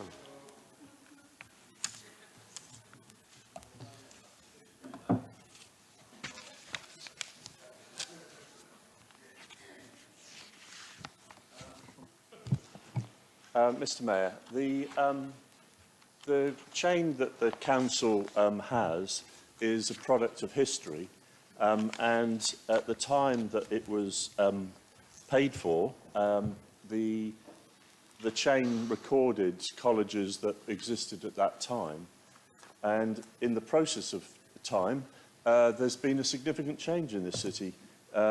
It's only since about 1960 that a number of colleges actually accepted women in, and in addition, there's been a number of colleges that were never recorded on the original chain, nor was the nature of Anglia Ruskin as a second university that has been created in the city.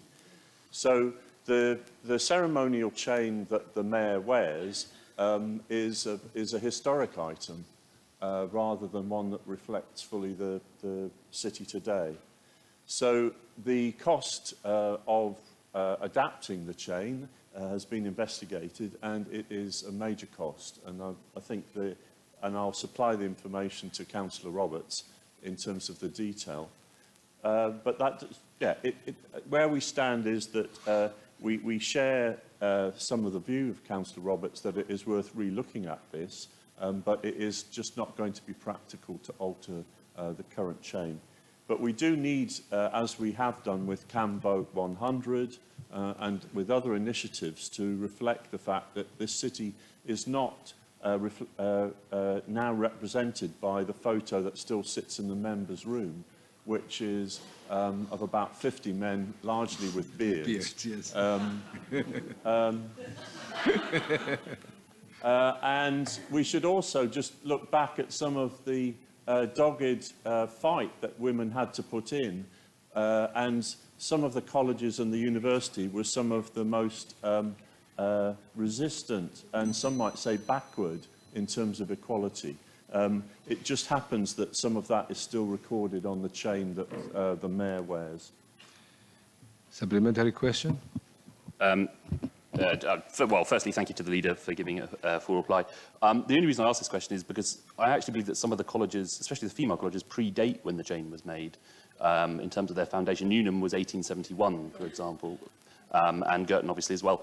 While I'm not saying that we spend any public money on something as ridiculous as, I mean, behind me we have a cabinet where we have, some gold and some hardware and some silverware from Cromwell's time, and when things in this case, a republic, or a form of republic, change, we stick them in the cabinet. And what I would say is that if someone is going round representing this council, I know this isn't a popular view in this chamber and it isn't going to be shared by very many other people, but I'd like to think that if someone's going round with like Mr. T, with a bit of gold around their neck, that it reflects, a true reflection, if it's going to reflect the university, it reflects the fact that we do have women at this university and that there are 2 universities.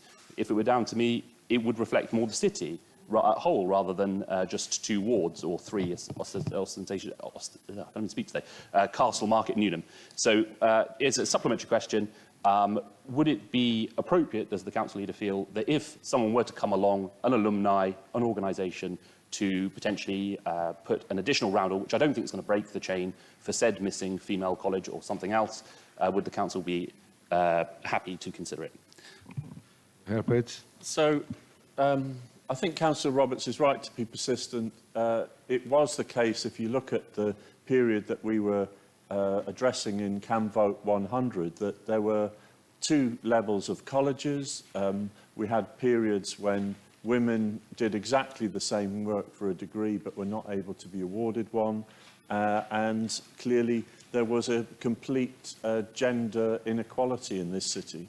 So if there is the opportunity to obtain external sponsorship, then that would be welcome.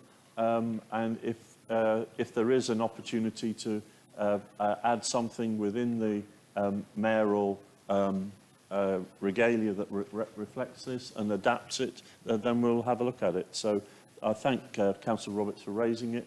it is right that we should look back when we can at history and see if we can make a change. It was the case that 120 years ago this institution was wholly male, and thankfully it's steadily getting more and more equal. Thank you so much. Councillor Page-Croft.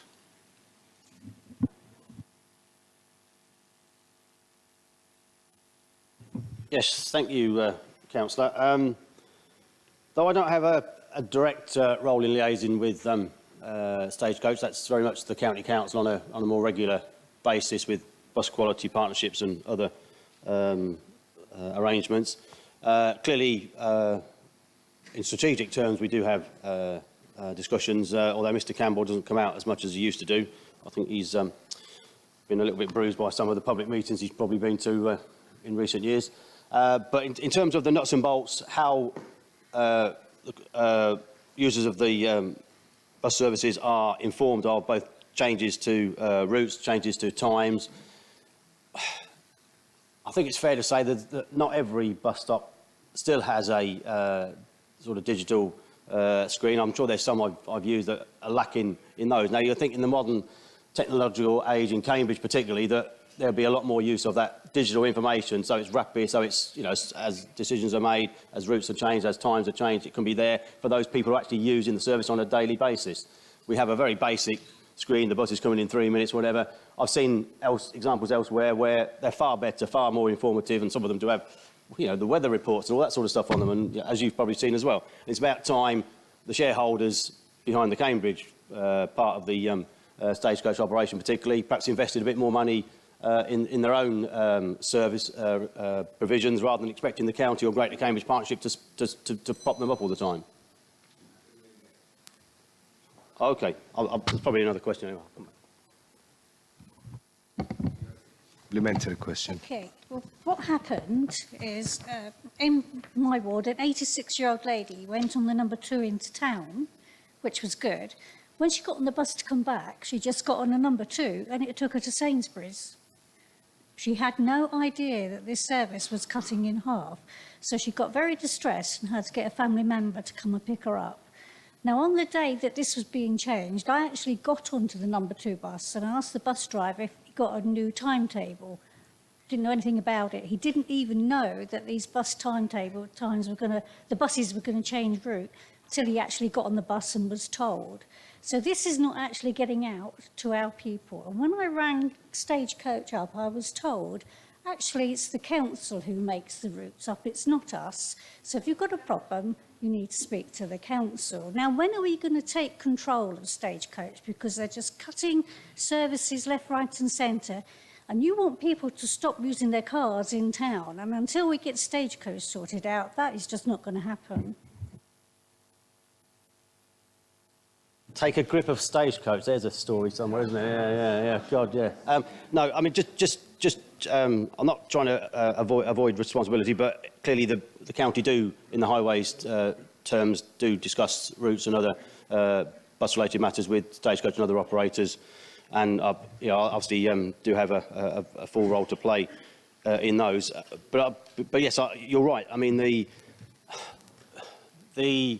yes, there's the old-style posters in the sort of, you know, as you're looking up the top of the bus and you see the poster saying about the changes. That's one way of doing it, but these days there's got to be far more use of, you know, digital technologies, social media, and yeah, for all members of our bus-using community, a way to get that through rather than making on-the-spot, you know, daily decisions, which clearly have thrown people. And that's not the first example I've heard about that, where people have just been not informed of a change of a particular route and ended up where they didn't want to go. But that is just poor communication and poor service from, I'm afraid, the bus provider, and I'm going to blame them for that because it's not good enough.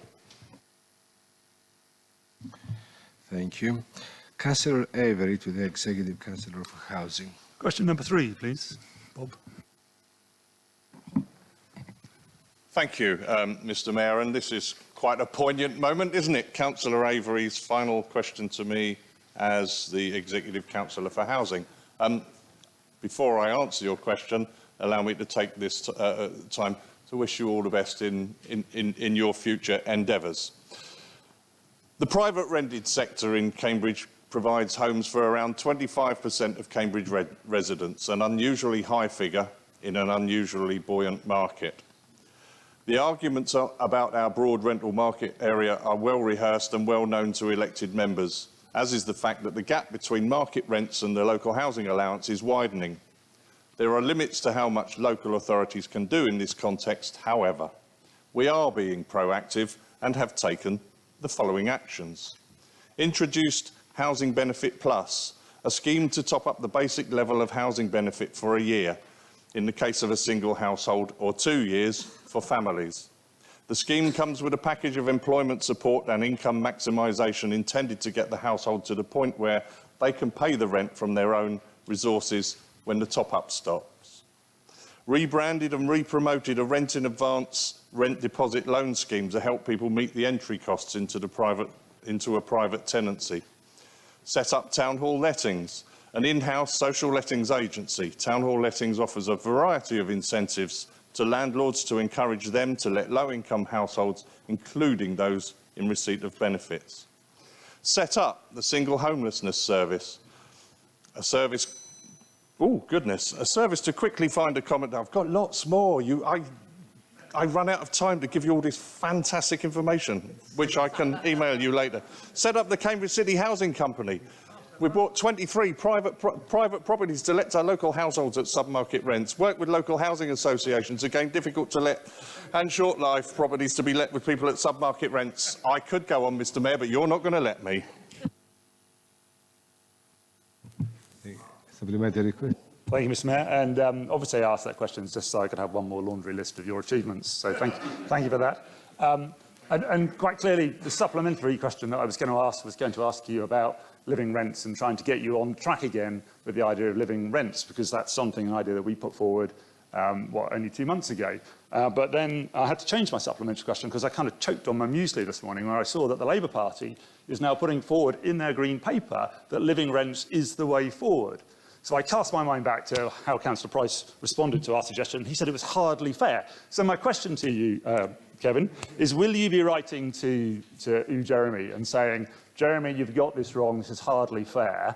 Or, alternatively, will you be reflecting on the fact you must be so far adrift from contemporary thought in the Labour Party about how to deal with this issue that perhaps it's time for you to retire with me, to sit down, to let somebody else with a bit more energy, a bit more pizzazz, have a go, like perhaps Councillor Cantrell?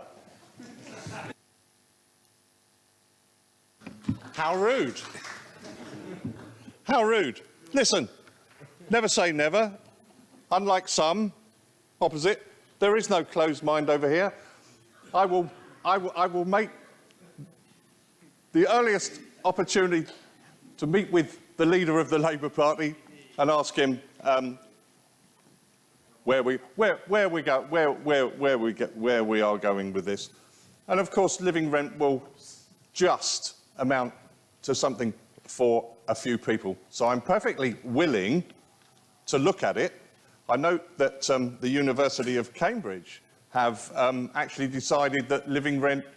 Oh, sorry, am I interrupting your conversation? I'll wait, Mr Mayor. Sorry? Oh, you finished.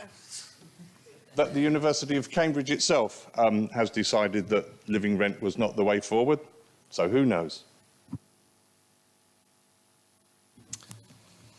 Thank you so much, Councillor Price. Councillor O'Connell to the Executive Councillor for Planning.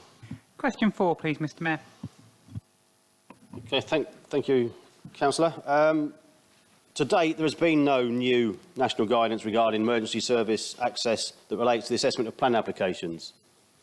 There is an anticipation, and that's probably been discussed both in media and in journals over the last year, that there will be changes to building regulations in the light of the report on Grenfell Tower.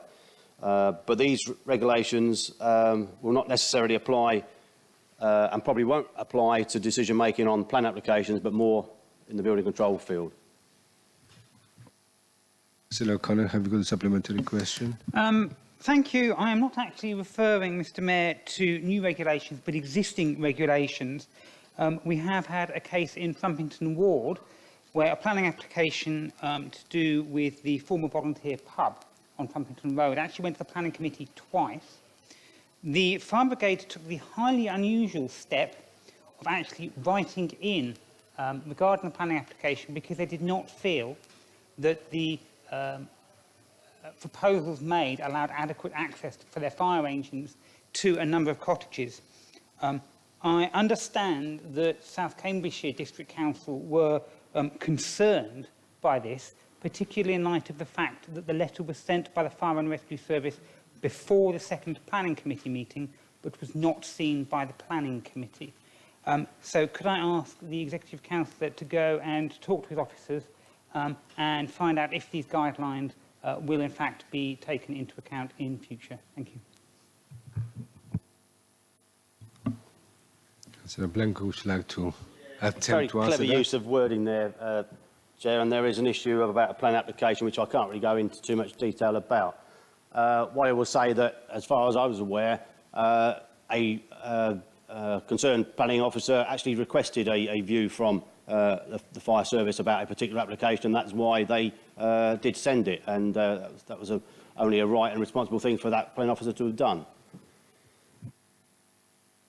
Thank you so much. Councillor Smart, to the Executive Councillor for Streets and Open Spaces, please. Question 5, please.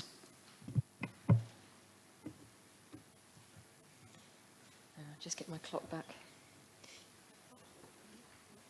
Well, thank you for your question, Councillor Smart, and I'm delighted to be able to update you, and as you'll see, it's quite an opportune time to do so. There has been public interest in a Cam River art project for some time, and I'm really pleased to say that Community Services Scrutiny Committee has now approved stage 1 of the project, which is an artist in residence scheme. Our vision for this is for art which celebrates the river as something which connects our city. We want it to celebrate the histories and stories of the communities which live along and around it. We want it to celebrate the river's beauty and biodiversity. We want local communities to be involved in the project and to work with the artists as much as possible. And that's why the first part of this project, which was funded by Community Services earlier this year, we proposed a residency of approximately a year. Applicants for the project have included some of the country's leading socially engaged artists. A short list of 5 artists have been drawn up, and they will actually be interviewed tomorrow. We hope that successful artists will start their residency in May. We expect the artists to start by working with the community to really get to know the river using research and community engagement activities, and that community engagement is really key.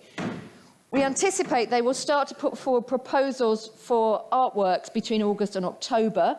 We will then have the opportunity to review these proposals before they begin detailed work on them, and they will finish this part of the residency by October 2019. Councillor Smart, do you have a supplementary question? Why not? I've been involved in public art myself over the years. I've sort of worked hands-on with artists and helped them make pieces in Plymouth and Southampton. And some of those works, in fact, all the ones I can remember, were fantastic pieces of work, which really added to the public sort of urban landscape, I suppose you might say. So I think this is a really great idea to use the river. I mean, Cambridge University, mostly, ARU as well to a certain extent, have made Cambridge what it is today in terms of its economic benefit to the residents and the country. But the river came before the university. It's something that we all have and have had. And it has a lot of associated meaning, I think, both historically and actually today. Walking along the river, rowing on the river, swimming in the river, looking at the river. I think all these things are very significant, and I hope that the artwork will reflect those things. I have come across and seen pieces of public art in the past that have been bad pieces of public art.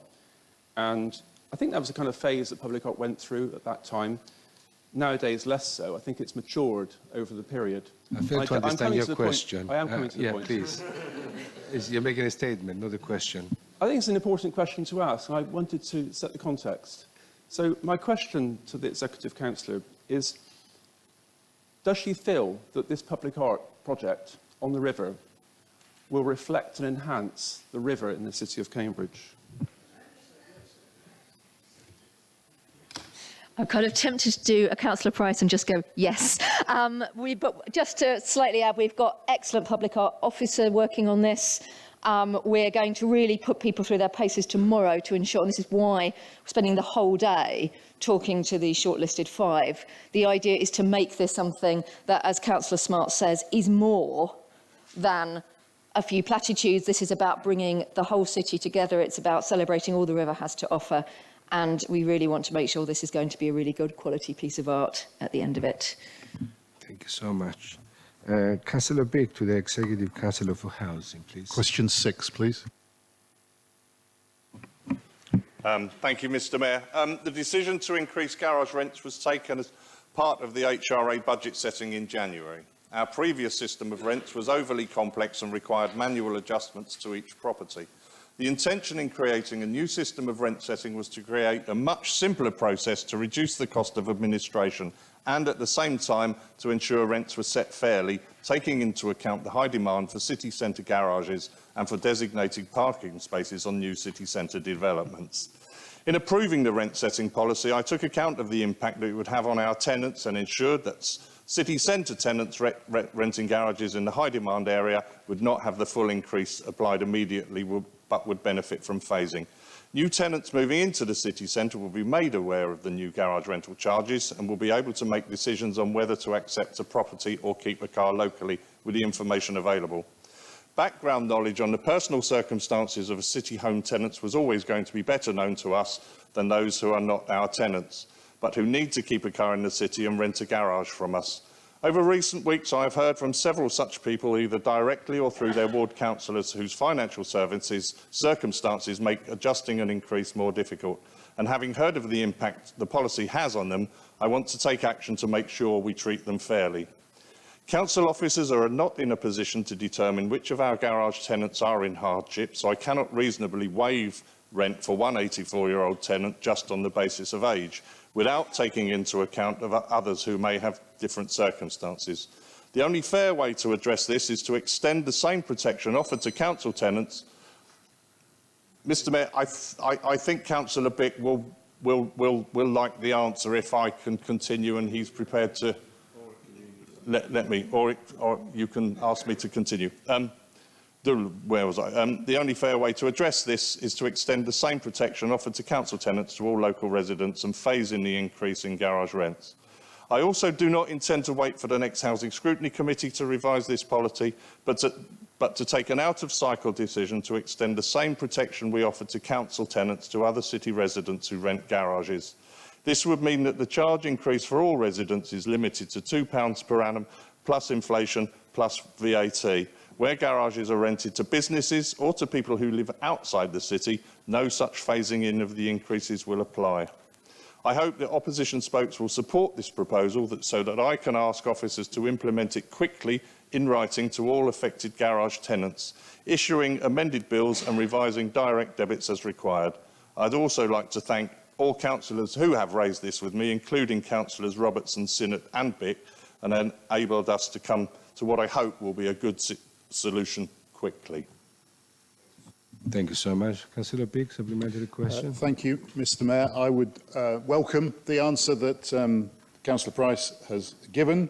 It's been preceded by a couple of refusals, so I really want to freeze this one in aspect and put it on my mantel shelf straight away.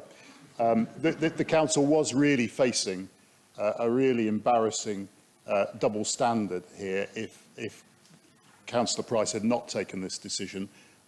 It really would have been most unfair to give protection to people who also lived in council housing that wasn't available for people who didn't. There is a question of natural justice, and I think this is the right decision, and I'm pleased that he's made it. Thank you. Councillor Price, you have 2 more minutes if you wish to. No, I don't need 2 minutes. Yeah, don't rub it in. I'm pleased that you're pleased that I'm pleased. You will note from this that sometimes we can admit that, yeah, we got it wrong. I have been, as I said, been contacted by a great many people, which is why I've taken the decision to do what we propose to do.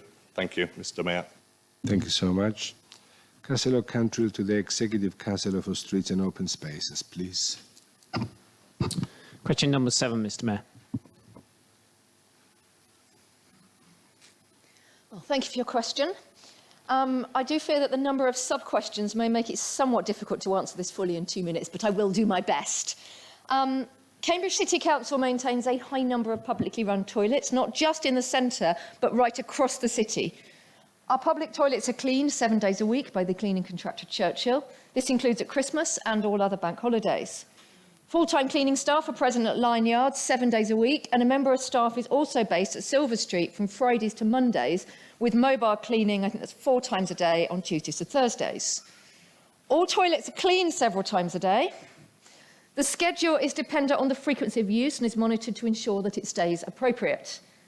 They are, in effect, inspected as many times as they are cleaned. Churchill cleaners are obliged, under the terms of their contract, to report all faults and issues immediately.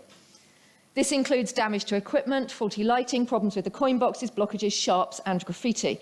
Churchill is responsible then for making the small repairs themselves, including minor blockages, loose seats and loose door locks. According to agreed response standards, any cleanliness issues are dealt with within 1 hour by Churchill, and sharps fines are dealt with by the operation team within 2 hours.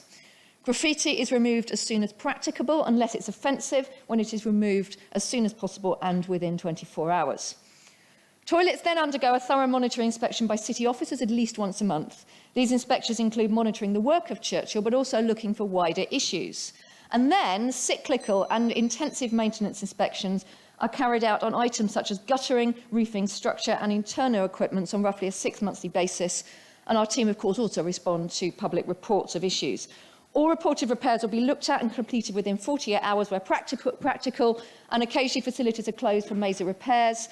We would always highlight alternative provision in such circumstances. I believe this is a thorough programme, thoroughly monitored. Thank you so much. Any supplementary, Councillor? Thank you, Mr. Mayor. Now, as members most probably know, I like to run across the city, and about a week ago I had the occasion to be caught short as I was running down Cherry Hinton Road. And so it therefore afforded me the opportunity to visit Cherry Hinton Hall public toilets. And whilst I know the Executive Council is keen on greening the city, I was shocked to see the level of ivy growing across the roof of the internal structure of the men's toilet at Cherry Hinton Hall. It's clear that that ivy's not been cleared away for over 6 months because the dead ivy was there from the previous year and the new growth was growing across the roof. And what concerns me is that this is a public toilet that is used extensively by the public, and clearly that ivy was having damage to the concrete ceiling of the toilet and eventually will become dangerous. So I do hope that the Executive Councillor could explain to me why this occurrence happens, given the level of focus on maintenance and inspection that she just described. Well, thank you for that. I'm sure, as a good member of the public, you have reported that. So I'm sure that when I talk to my officers tomorrow, I will be able to get a follow-up on the report that you made when you went in last week. You will forgive me for not having an in-depth personal knowledge of the gents' toilets, where you describe. But I will certainly make sure that your report has been followed up. Thank you.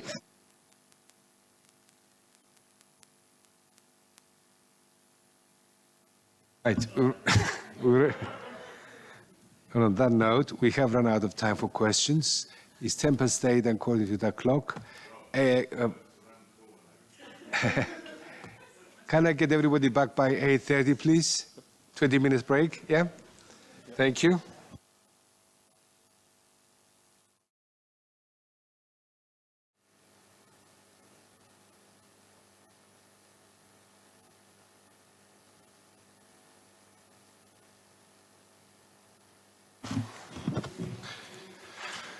Thank you so much. Take your seats. We now turn to the motion entitled "These Walls Must Fall." Agenda item 6A. A briefing note can be found in your information pack on pages 15 to 16.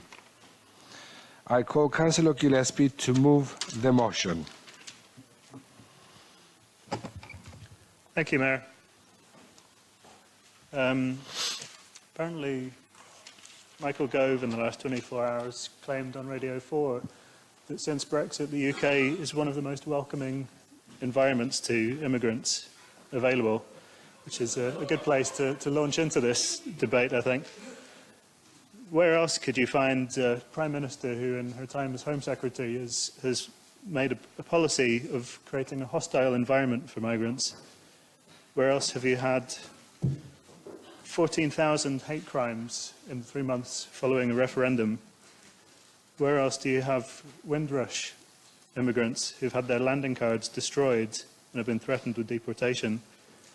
Where else do you have a state broadcaster whose favourite spokesperson on their Question Time programme is Nigel Farage, who's obviously not representing a political remit voted by the public? This seems more like a form of solidarity from the broadcaster. And where else do we have indefinite detention?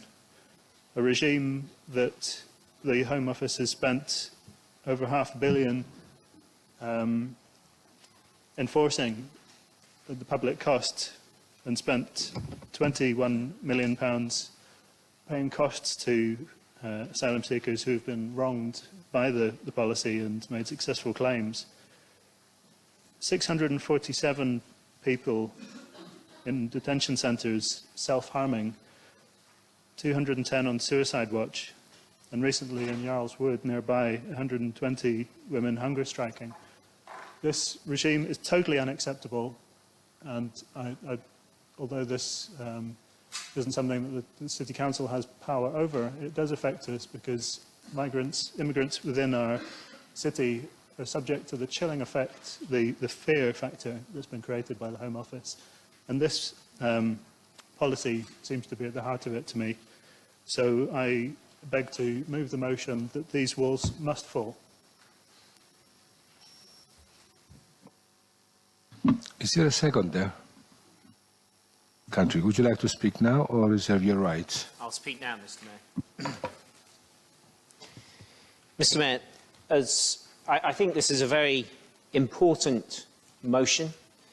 The UK is the only country in Europe that locks people up with no limit on how long they can be held in relation to immigration seekers.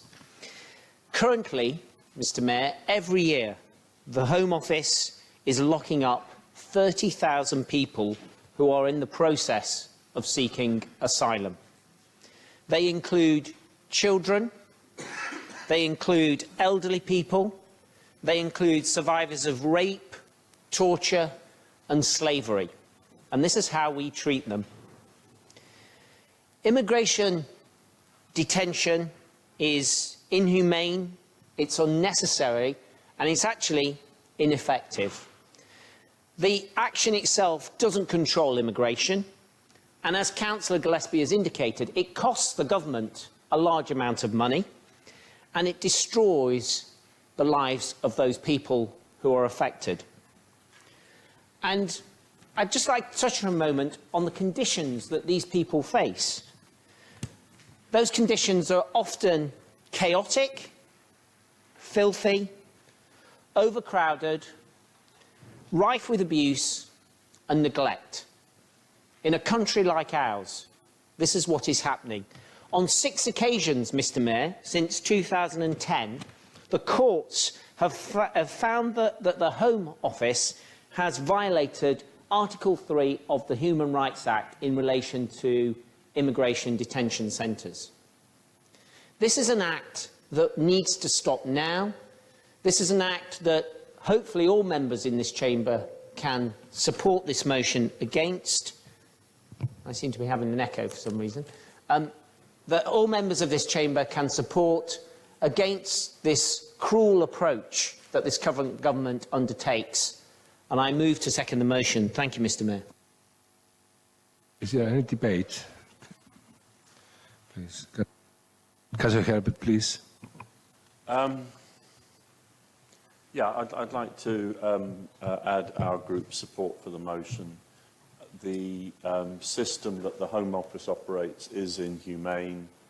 It's part of a department which, as Oscar Gillespie rightly pointed out, Mr. Mayor, isn't fit for purpose. I remember a Labour Home Secretary making the statement, John Reid, and successive Home Secretaries have admitted that the Home Office isn't operating properly.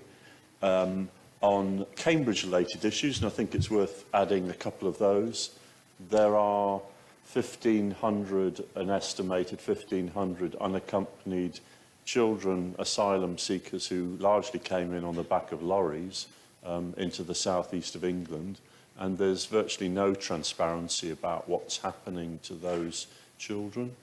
I don't think they are hitting Yarlswood, but as has been said, at one end of this inhumane system, you've got permanent detention until exclusion from the country, or unless they win their case. And obviously a number of people who are detained do get refugee status after all of that inhumanity. So I'd say that that what we've had is, and it's similar in a way to Windrush, is that we already had a bad system, and then now we've got a government that wants to victimise migrants, calls them illegal migrants, including children in northern France. So it is part of a state system which doesn't answer the issues. On small issues, when we've raised issues in relation to Syrian refugees, the Home Office took 7 months. On things like a family reunion or on the rights of someone to visit another Syrian refugee in Germany, and said no. So the whole system doesn't add up in terms of fairness. I'm afraid what we've got is a government that wants to vilify migrants, and this is just the worst part of it. So we support the motion. Thank you, Councillor Herb. Any more contributions? Councillor Synod, then Councillor Smart. Thank you. Excuse me, my voice seems to be going. Amongst those people that we've just spoken about, they include women who've been trafficked and forced into prostitution, rescued, and then find themselves in a detention centre awaiting deportation. It is inhumane and it is scandalous. It is unspeakable. Thank you so much, Councillor Synod. Councillor Smart. Thank you, Mayor. I just thought I needed to share a bit of case that I came across some time ago in my ward in King's Headleys, where a woman who was at the time looking after her niece, they were from Bangladesh, and the niece became sick with cancer, and nephew became sick with cancer, and he was terminally ill. So she engaged my help to get the nephew's family over from Bangladesh to meet him again before he died. And I worked with her every afternoon after she finished at nursery to arrange what we could to happen. We had a pro bono solicitor working on the case. The office of Daniel Zeichner helped also very much. It was all very helpful. But the main problem, the only problem really, was, as Councillor Herbert has said, is that the Home Office are not fit for purpose. The only way that this could have happened would be if the family were very rich. If they had thousands of pounds, say £12,000, I believe, would have arranged it to happen fine. But she wasn't and isn't, and unfortunately the nephew died before the family could come. And it's just a story, one of many, but I completely agree with the motion. Thank you so much. Councillor Radcliffe, please.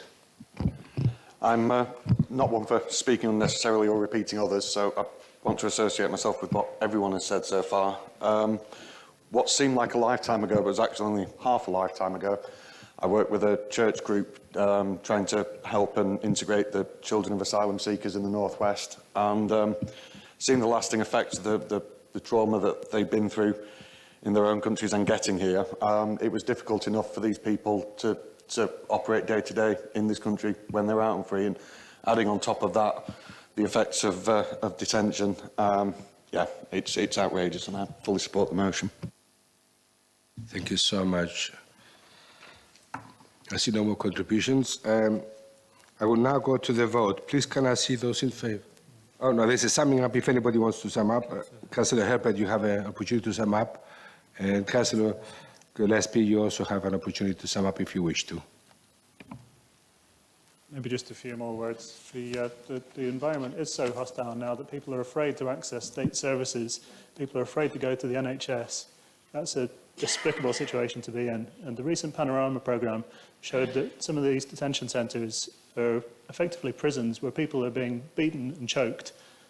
They're worse than prisons because with indefinite detention, you don't have a release date. You don't know how long you're going to be stuck in there for.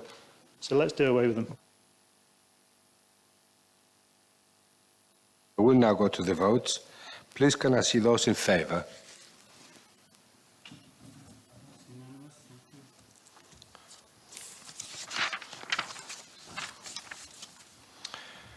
We now turn to agenda item 6B. I call on Councillor Roberts to move the motion Stephen Hawking. I understand Councillor Saris will second you. You have 10 minutes between you. Councillor Roberts, please address the Council. Thank you, Mr. Mayor. I won't take up too much time because I think that the motion is pretty self-explanatory. And the key things I just want to quickly focus on in terms of the idea behind my motion and the motion that hopefully many people in this room will vote in favour of, is that Professor Hawking was an outstanding scientist and ambassador for our city. In terms of values as an individual, he believed in many of the values that we cherish and hold dear here in this council across the floor, in terms of universalism, the NHS, peace, in terms of recognising mankind's contribution towards climate change, but also as a person. Professor Hawking was someone who challenged stereotypes, and his contribution went beyond just being an exceptional scientist. Now, in terms of Cambridge, when I first arrived here, I remember going back to my college, and I remember people on my floor coming up to me and saying, "Oh, you never guess what? We've just gone and seen Stephen Hawking. This is amazing. He was just eating dinner, and we saw him through the window." And throughout the whole time I've been here, which is sadly quite a long time now, you always meet people who have had some sort of interaction or have seen him and so on. I was fortunate enough to meet Professor Hawking last summer, and what became very clear to me is not only was he clearly liked, as I already knew from a number of people obviously in the city and the role that he played across a range of fields, but also he was much loved by his carers and the people who were closest to him as well. He also had a very wry sense of humour. In preparing my motion, I did a sort of little bit of research, and I read a very interesting quote from him where they asked him about some of his biggest regrets, and he always said that when he met someone he didn't like, he liked to run his wheelchair over their foot. And his biggest regret is he met Thatcher and missed her. And apart from that, in terms of his beliefs, his work obviously posed many questions that it posed rather than answers, many questions that went unresolved, and expanded our understanding of the universe and our understanding of existence, really. So already a number of people have got in contact about a range of ideas and different things, and everything from, there was a brilliant idea, for example, on the radio this morning about putting a telescope on a park and letting anyone at night go up and stare at the stars, in reference to one of his quotes. There's been talk of a science festival, renaming the station and renaming the road. And what I'm trying to do in this motion is not have mission creep. So what I would say tonight, after my colleague, Councillor Saris, has talked, is that we just stay focused on what is actually here in front of us, which is the resolves that are very clear, which is that we work for a public tribute to Professor Hawking in taking into account the wishes of the Hawking family, his college, Convent Keys, and his department, as well as the University of Cambridge, to engage with Cambridge residents through the local media and our outlets to ensure the eventual project carries the widest possible support, and to ask the Executive Councillor to lead on the project. It's not a debate about what this is. That debate is yet to come, and we have to be careful, I feel, that we don't get ahead of ourselves. I'm obviously off shortly, but we don't get ahead of ourselves and think we're going to do X, Y, and Z. That debate is to come, but it's just to establish that as a group of people, who are heavily linked to the community here in Cambridge and represent the community of Cambridge, that we feel that this person was so exceptional in terms of what they achieved in their life that they deserve some form of tribute. And you'll notice that I've been relatively opaque in my wording. I haven't necessarily said it's artwork. It could be a science festival. It could be anything. But we note that there should be a tribute that goes forward into the future. For me personally, and it's only an opinion, I would like something that contributes to the understanding of science for children going forward, something that councillors here with children can take their children and grandchildren to in years to come, and something that is on the map as a tourist attraction or something for local people to visit. But that debate is yet to happen. So I pass to Councillor Saris, who actually went to the same school as Professor. Councillor Saris, would you like to contribute, please? Thank you, Mr. Mayor. Yes, it's a great privilege to second this motion. As someone who grew up in Stephen Hawking's hometown of St Albans, and has just been alluded to, went to his old school, to which he occasionally returned, he was always something of a hero of mine.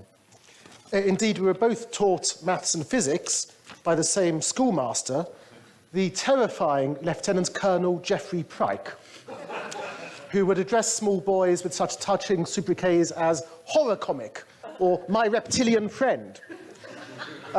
Mr. Pryke was reputed to be the highest-ranking non-aristocratic Freemason in the country, and also ran the school cadet force, and as a result regarded me with some suspicion. The only moment our relationship thawed was when the Soviet military attaché came to visit the school, and I was able to provide him with what the cadets most needed, my Soviet flag. Now, with the exception of our joint master, there our scientific parallels ended and our careers parted.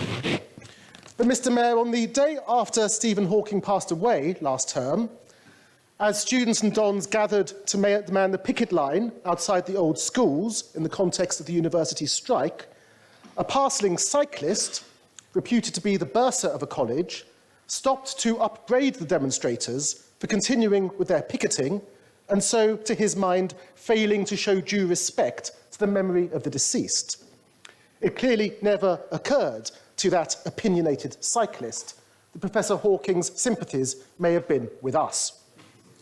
For in addition to his academic brilliance, he was, throughout his adult career, an important advocate, as our motion states, for social justice, for the National Health Service, for nuclear disarmament, and for standing up for the underdog. Now, much has been said of Professor Hawking in recent weeks by those who worked with him and cared for him, and we here today can add little to that, other than to say that in his life he embodied and personified the ability of not just the human mind, but also the human spirit to transcend the most daunting and adverse of circumstances. And as such, he was an icon of inspiration and hope to millions. And it is thus, I think, only right, Mr. Mayor, that not just the university, but also this city should establish a permanent monument in his honour. Thank you so much. Can I also just digress a second and say that the Chief Executive and the Mayor of Cambridge did go and sign the book of condolences on behalf of everybody. And I have seen so much interest by the press and the foreign media. And I'd like to say, apart from a wonderful, a fantastic physicist, he was an inspiration to people not just in Cambridge, but beyond. And I think he was larger than life. Now, can I ask if there's any debate now, please? Councillor Cantrell. Mr. Mayor, Professor Hawkins was a resident of Newnham, a long-standing resident of Newnham, of my ward. He was a colossal in the world of academia, in the world of science. He was someone, in my view, who had a unique intellectual power. But he also was a person who had the capacity to bridge between those very complex, groundbreaking scientific theories to the everyday person in the street. And how that connection worked was illustrated in terms of the immense response upon his death across the world. And nowhere more so in terms of the response of young people, and in particularly young women, who through his lobbying and his campaigning, many young women have had access to science education and scientific careers, something that they wouldn't have done without him proactively promoting. And at another level, we see that actually he was also a very funny person. I don't know, for fans of The Big Bang Theory, I'm a late night watcher of this on television, Stephen Hawking's cameo appearances are an illustration of the humour that actually Professor Hawkins had throughout his life. And you could argue The Big Bang Theory is a microcosm of parts of Cambridge world, maybe not all of it, but parts of it. And so Professor Hawking perhaps fitted in quite well. And then at another level, you see his role in the community, just as a normal resident. And there are many illustrations, I won't go through them all, but there are many illustrations where Professor Hawkins lent his voice and his profile to a cause that we were campaigning for in the ward. And the one that comes to mind is a number of years ago when we were trying to stop the horrendous development of the Doubletree Hilton right away along the river. And actually, through Professor Hawkins, who actually turned up for the campaign demonstration, we were able to attract not just local press, but media from across the UK and across the world to take an interest in the cause. And it echoes some of the points that members made earlier in relation to his passion for causes. And finally, Mr. Mayor, I think it would be appropriate. Finally, Mr. Mayor, I echo my colleague's comment. I think the most appropriate form of recognition of his contribution to this city and to the UK and the world in general is something that does involve young people. Because I think at the heart, that's what he was aspiring to do, to get them to have access to this fantastic subject of science. Thank you, Mr. Mayor. Any more contributions? Councillor Herberts? Just very briefly that, Professor Hawking loved this city, and obviously a lot of people loved seeing him and talking to him, and the fact that he was such a part of the city, as well as someone whose reach went right across the world. In following this up, I think the council should take some of the ideas that have been discussed, but it should be a partnership, and particularly with the university, but also with his department and with the college. We should work on this. We are not, I don't think, as a council tonight, saying that we're going to remember him. We're saying that we want to have the kind of tribute that keeps his knowledge and contribution alive, as well as reaches out to the community, and that younger people are a very suitable target in that, but it will be a partnership. Thank you. Any more? Councillor Gillespie. A few words on behalf of the Green Party as well. Agreeing with everything that's been said already. He was a giant, and a great loss as well, because the work that he was doing to challenge Jeremy Hunt on the privatisation of the NHS was extremely important, and the way that he tried to point out the danger of climate change, the fact that he was apparently terrified of climate change, was important as well. So I'm glad to hear the possibility that this won't just be another sculpture, but something that lives and continues in a way his spirit and his work by teaching science, because the laws of physics are stronger and less flexible than the laws of economics. Councillor Smith, you have a right to reply, if you wish. I just think it's a really wonderful suggestion that we do something to celebrate Professor Hawking's life. I think he was one of those people, I mean, everyone said it, he was beloved both in the university and in the city. He was an eminent academic, he had a wonderful sense of social justice. I think, for me, it was that gift of food cycle in his name for a community meal for those who needed it most, to take place on the day of his funeral, that his family gave. I think that sums it up so well, what we're looking at here. And I think it's absolutely right that our exploration of this should be collaborative. Of course, that should be with Professor Hawking's family, certainly with their support and with their involvement too if they want to get involved. And also I hope with the city and the university working together to provide a fitting tribute and to ensure that there is that public engagement that we really want to see here, because he was a beloved figure in the city. I'm very happy and I'm actually really honoured to be asked to start that discussion off with officers, potentially with some of the ideas with the Executive Council of Communities as well, with members of the family, with representatives from the colleges and from Cambridge University. I'm very aware of the weight of responsibility. We want to get this right. I think it's absolutely correct that this motion doesn't come with a set of preconceived ideas. We want to discuss this and plan this so it's something which the whole community can be proud of. So I'm not going to come out with a plan tomorrow morning. We want to really think this through. I want to just finish with a quotation from Stephen Hawking that as a teacher I've always found particularly inspiring, and I know my students did too. And he said this, he said, however difficult life may seem, there is always something you can do and succeed at. I'm really proud that Professor Hawking called Cambridge home, and I look forward to helping move this project forward. Thank you so much, Councillor Smith. Councillor Roberts, you have a right to reply. You have 3 minutes, Just if you very wish. briefly.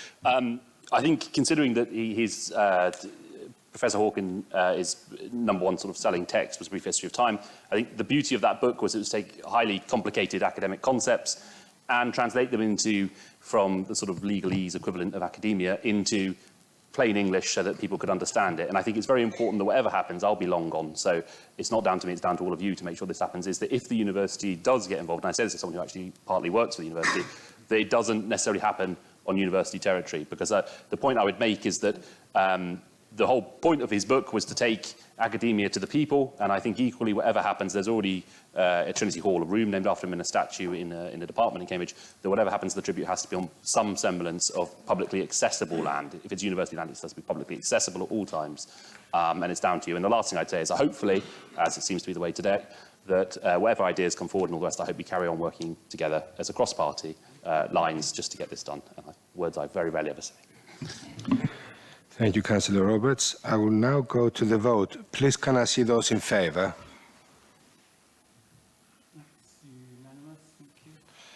Thank you so much. We now turn to Agenda 6D. I call on Councillor Cantrell to move the Brexit motion. I understand Councillor Gearing will second you. You have 10 minutes between you. Councillor Cantrell, please address the Council. Thank you, Mr. Mayor.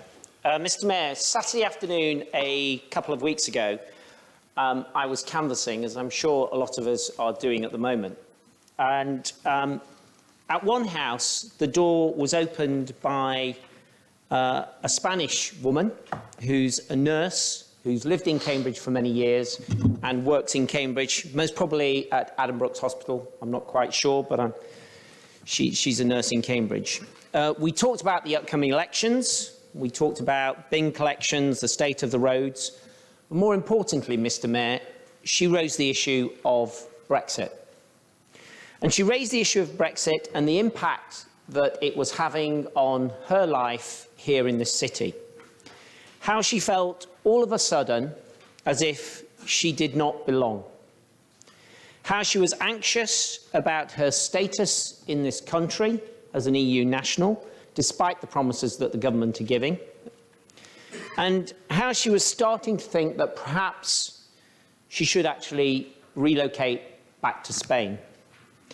And for me, Mr. Mayor, this conversation illustrates how Brexit is having a dramatic impact on the residents of this city. A city where we saw a ward with the highest vote anywhere in the country for Remain, which was Market Ward. A city whose character and outlook truly reflects the European spirit of openness, tolerance and unity, and a city whose economy is intimately connected with Europe, particularly in relation to the knowledge economy and the technology sectors. So since the referendum, Mr. Mayor, we have seen the overall UK economy stall. We have seen the value of money in people's pockets fall dramatically. whilst the cost of daily basics, such as food, such as petrol, such as utilities, have increased materially.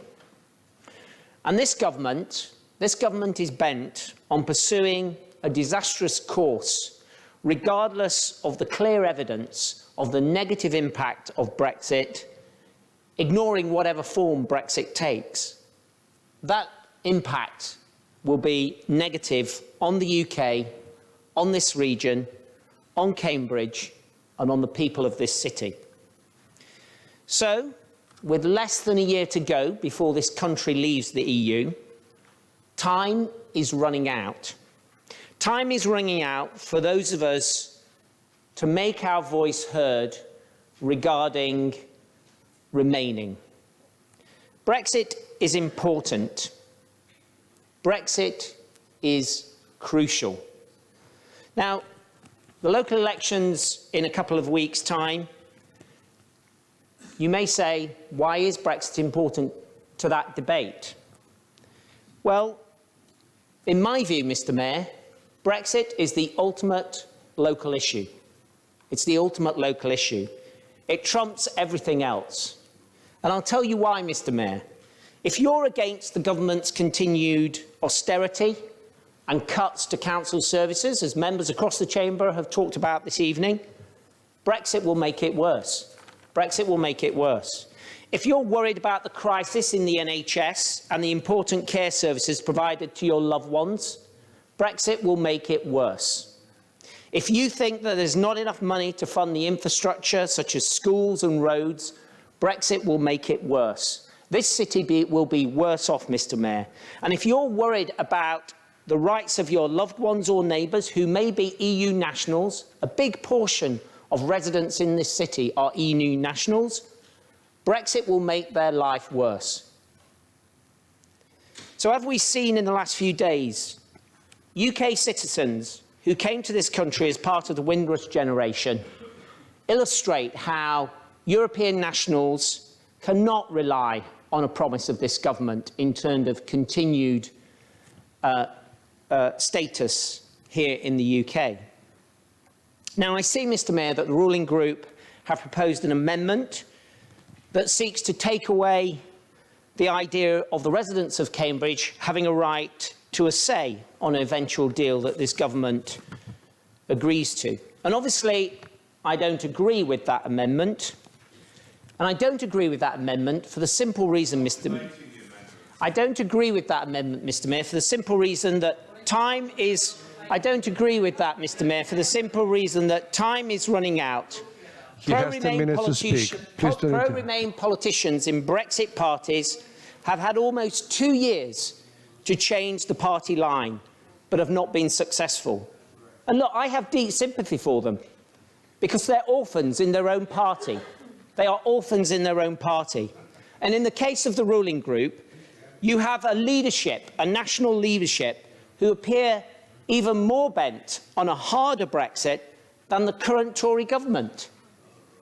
So look, Mr. Mayor, I'm not a utopian Remainer, and even though this city voted over 73% to remain, I've knocked on doors in Wisbech, I've knocked on doors in March, and I've met those people who voted to leave, and I have a lot of sympathy for them. And stopping Brexit, in my view, is only the end of the beginning. We need, as a city and as a country, to address the reasons why those people voted to leave, such as social inequality and injustice, that many of those people are now experiencing. And we will only be able to do that, Mr. Mayor, if we actually stop Brexit. Thank you. Thank you, Councillor Cantrell.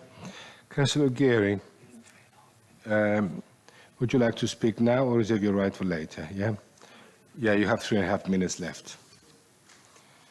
Councillor Herbert has given notice of an amendment which is set out in your information pack on page 21. Councillor Herbert, do you have a seconder?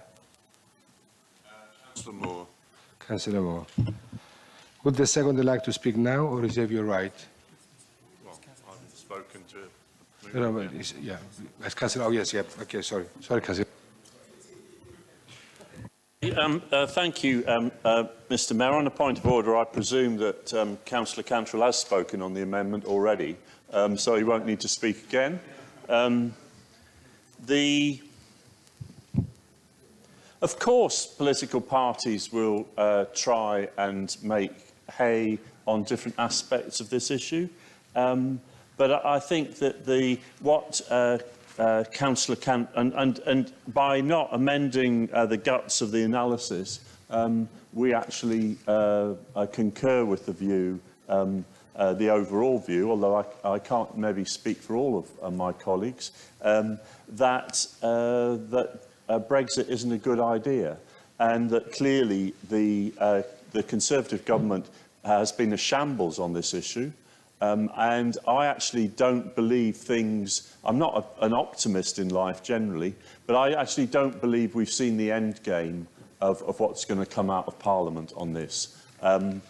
Without being cheap about it, I'm surprised that the Liberal Democrats don't use their strength, at least in the House of Lords, more obviously, to put their case. I appreciate the limited numbers in the House of Commons, but I'm just not clear what their national policy is, because if we are going out, and if there isn't going to be the case for a second referendum, then there has to be the argument in Parliament. And I don't think that your party, Councillor Cantrell, has taken the opportunities or some of the issues in Parliament seriously enough. Now, this issue is in flux and it has been changing week by week. Councillor Cantrell Mayor referenced recent events. Well, last night, the House of Lords, by a majority of over 100, told the government that its view was that there had to be something close to a customs union, not far off a single market. A whole load of interests, some of which fund the Conservative Party, are telling the government that they're on the wrong course. And I don't believe that we're at the end of that trail. Councillor Cantrell did seek to completely misrepresent what Labour's position is on this issue nationally. Labour has, and that's the gist of the amendment, Labour has pressed for a vote in Parliament. The government wasn't even was trying to slip away from even that. It is wrong to say, basically, Councillor Cantrell is saying the outcome of this year's local elections is more important in terms of the future of our position in Europe than what happens in Parliament. And what happens in Parliament is vital. And this government has to be held to account for the damage that not having free trade and open borders in terms of the movement of goods, and also rolling back, preferably with a Labour government, rolling back and removing all the stupidities of their current immigration policies will have. So that is why we have put that amendment. I don't think that we'll get a referendum. I would like one.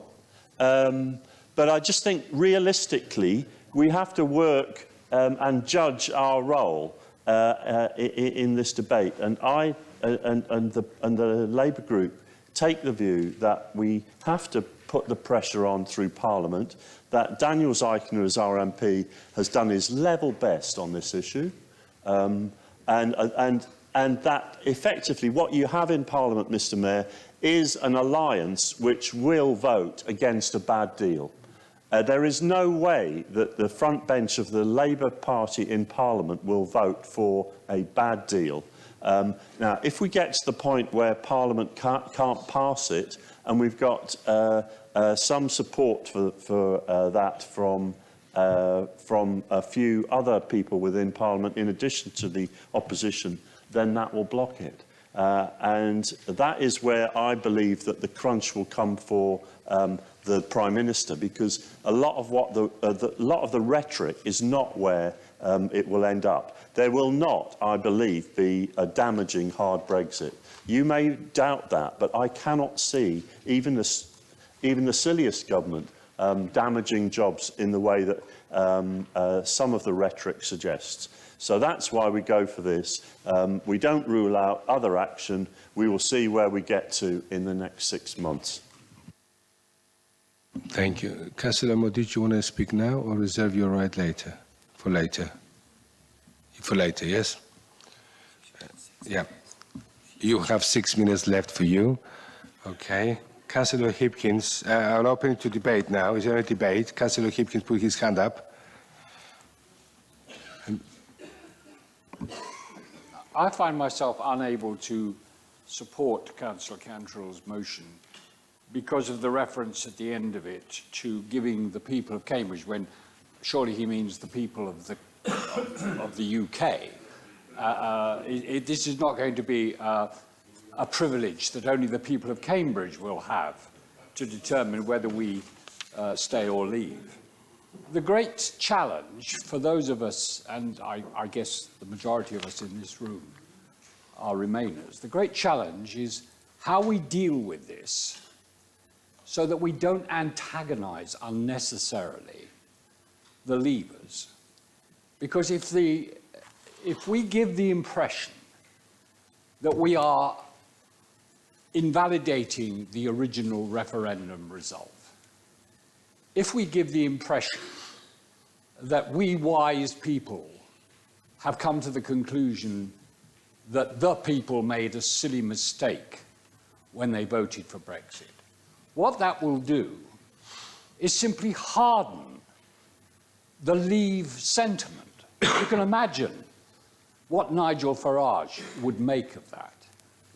I think what we have got to press for is the notion that Parliament must approve the deal that is finally worked out, and that the alternative to the deal is not simply a no deal.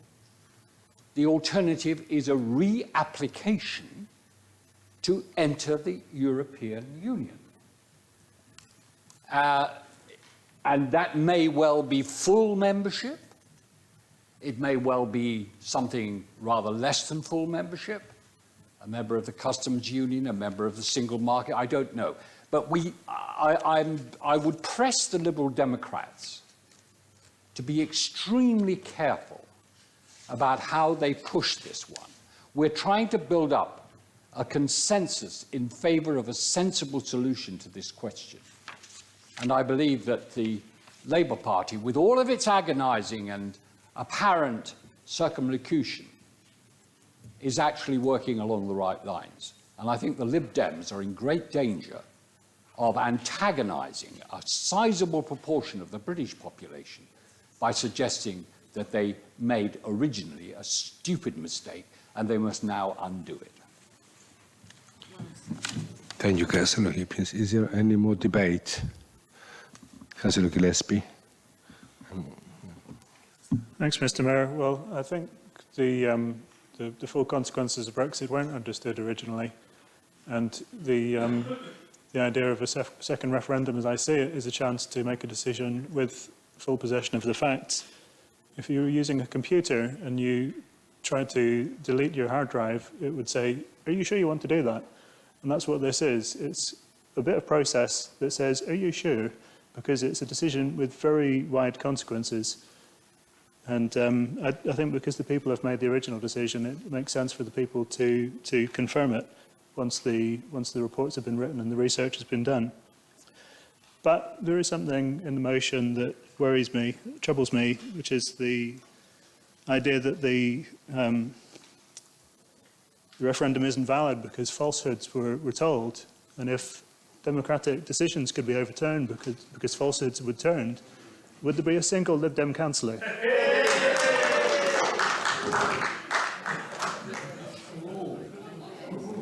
I'll back this up with some evidence. I'll support this with some evidence, because I don't want to make unfair criticism. This leaflet, which arrived last week, says Anthony will be the only candidate in Market who is a champion for local people, not a cheerleader for Brexit. Maybe this isn't from the Lib Dems. Maybe this has been sent. Well, Jeremy Caddick is over there, and he is certainly not Excuse me. for Brexit. There is no debate. I don't see Councillor Excuse me. Radcliffe wearing a short skirt and jumping around. This is fibs. Councillor And I Gillespie. question what sort of democracy it is that you believe in, which has so little room for the truth. Councillor Gillespie. And I wonder what sort of effect this kind of thing has had on the Remain campaign. Can you please... Being associated Councillor with such Gillespie, listen dishonesty. to me. There is no cross debate. You're just saying your thing. You don't attack anybody. You speak through the chair, please. Do I make myself clear? Thank you.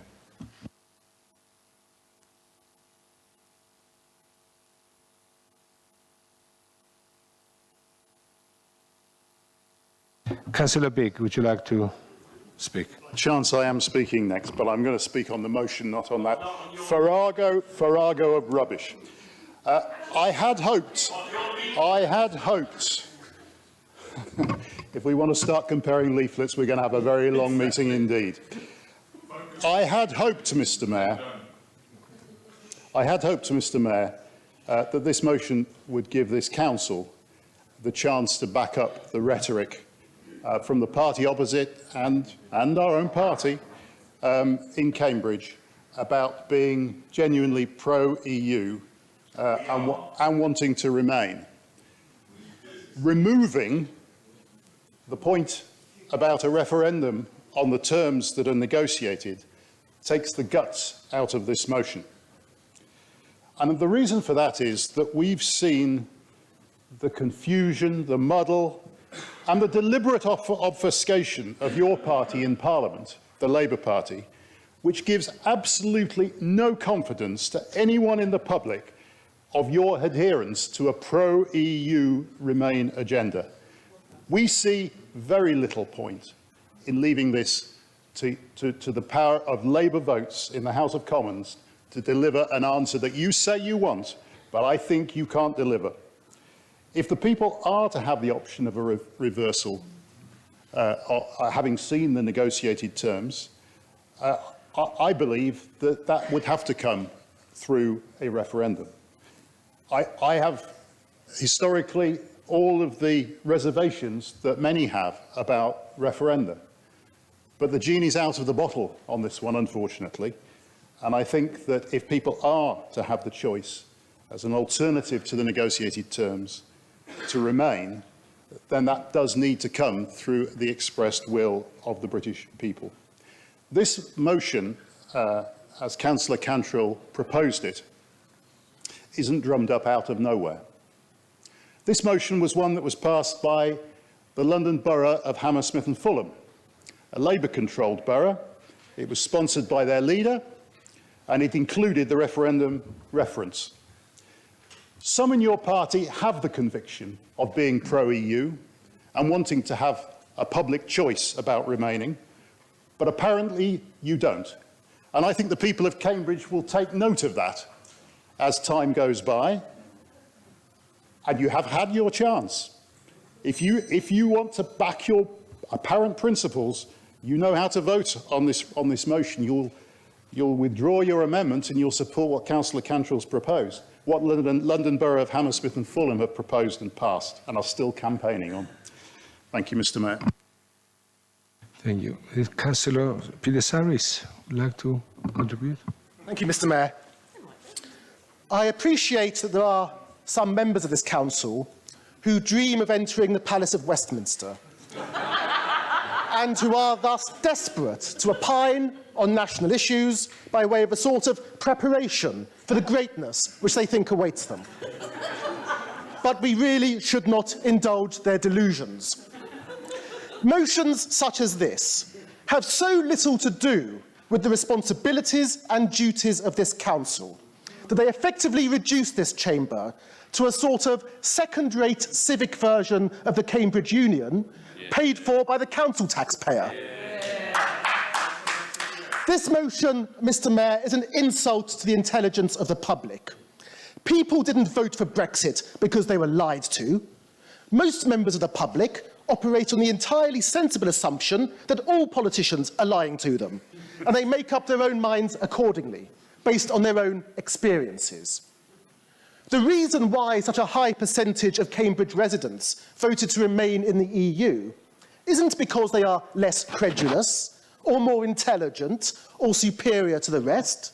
The reason is because the majority of those who feel they suffer most from the European Union's remorseless neoliberal agenda can't afford to live here. My views on the European Union, Mr. Mayor, are well known. They are the same views as were held by Michael Foot, by Barbara Castle, and indeed, for his entire parliamentary career as a backbencher, by Jeremy Corbyn. I will not be supporting the amendment, and I will be opposing the motion. Peter Roberts, Councillor Roberts. I'm not making it. I'm just making a point of order on the motion, because I said I wouldn't talk or vote on this motion.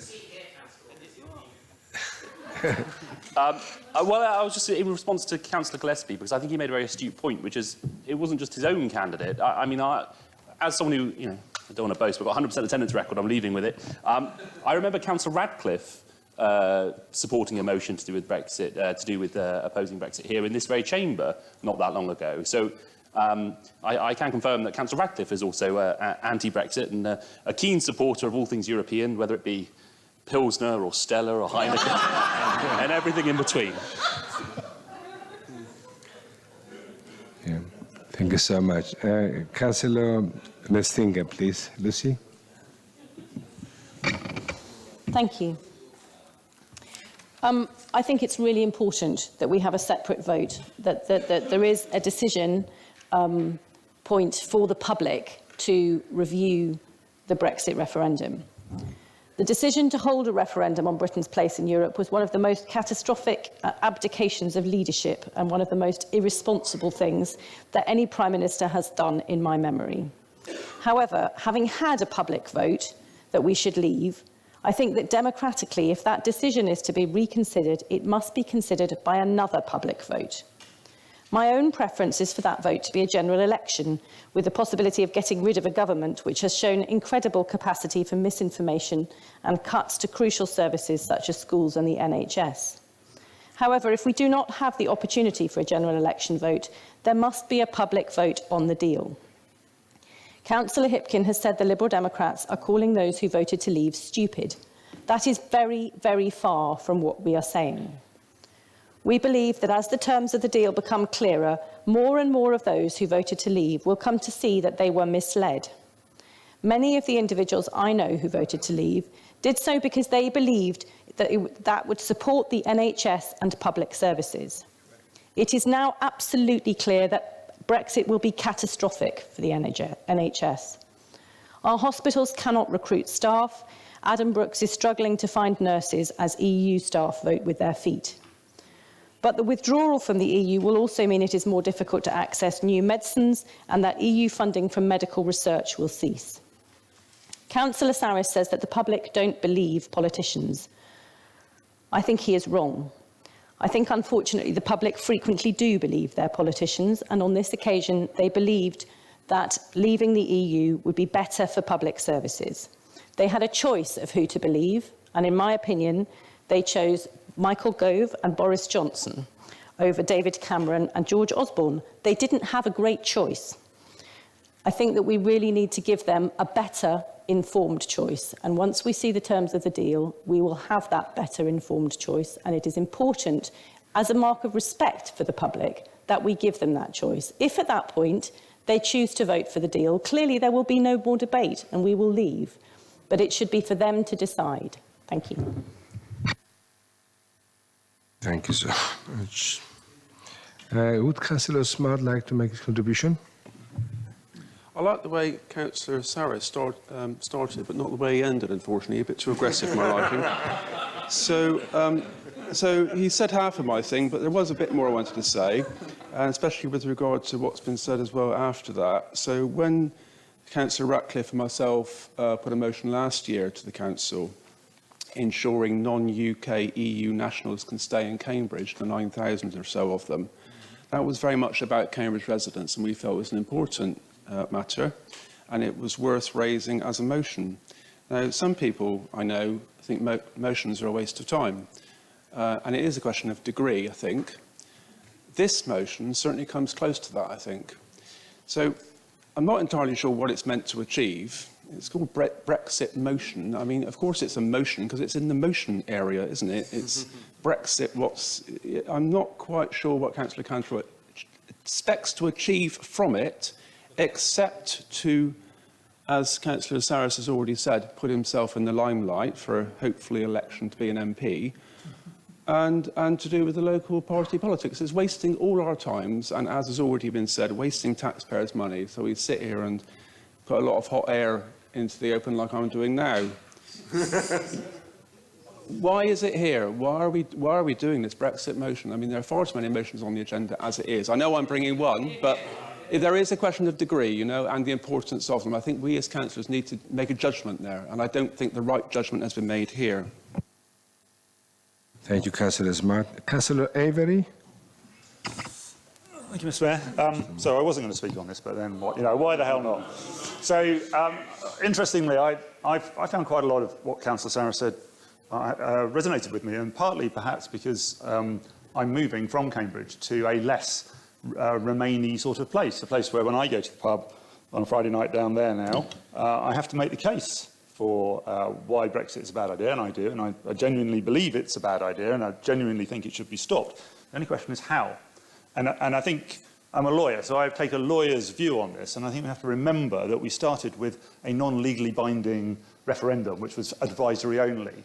And through the sort of contortions of parliamentary politics, and I'm casting no aspersions on any sides, but through the contortions of parliamentary politics, we end up in this rather bizarre position we're in now, where nobody's quite sure of anybody's position, or maybe they are, or maybe they're pretending they're not. But either way, the general electorate that I meet, the pub I now go to, they say, well, why isn't it done? Why is this not done?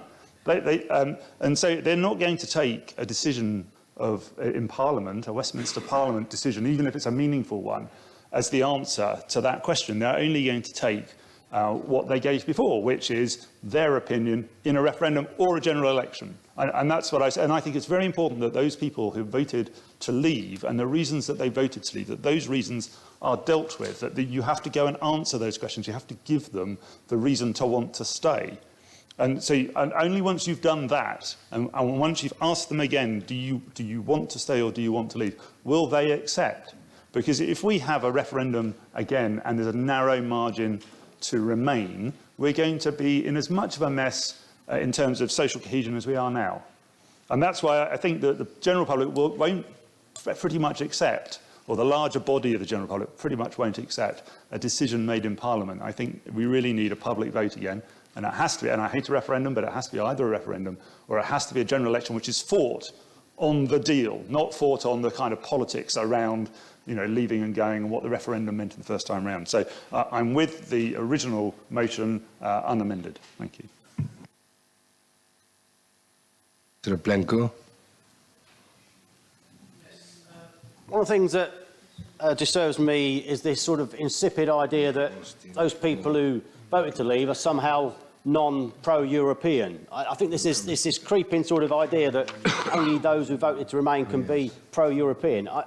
Those of us who've got family across the country know various places other than Cambridge fairly well, understand the dynamic is a little bit different to what various people would seem to paint here tonight. In terms of our amendment, personally speaking, I would have more faith in Parliament on this matter than I would putting out a second referendum to the country. That's a personal view. You talk about people being drawn in by lies and mistruths the last time. Well, let's be honest, the same thing will occur if you have a second referendum, surely.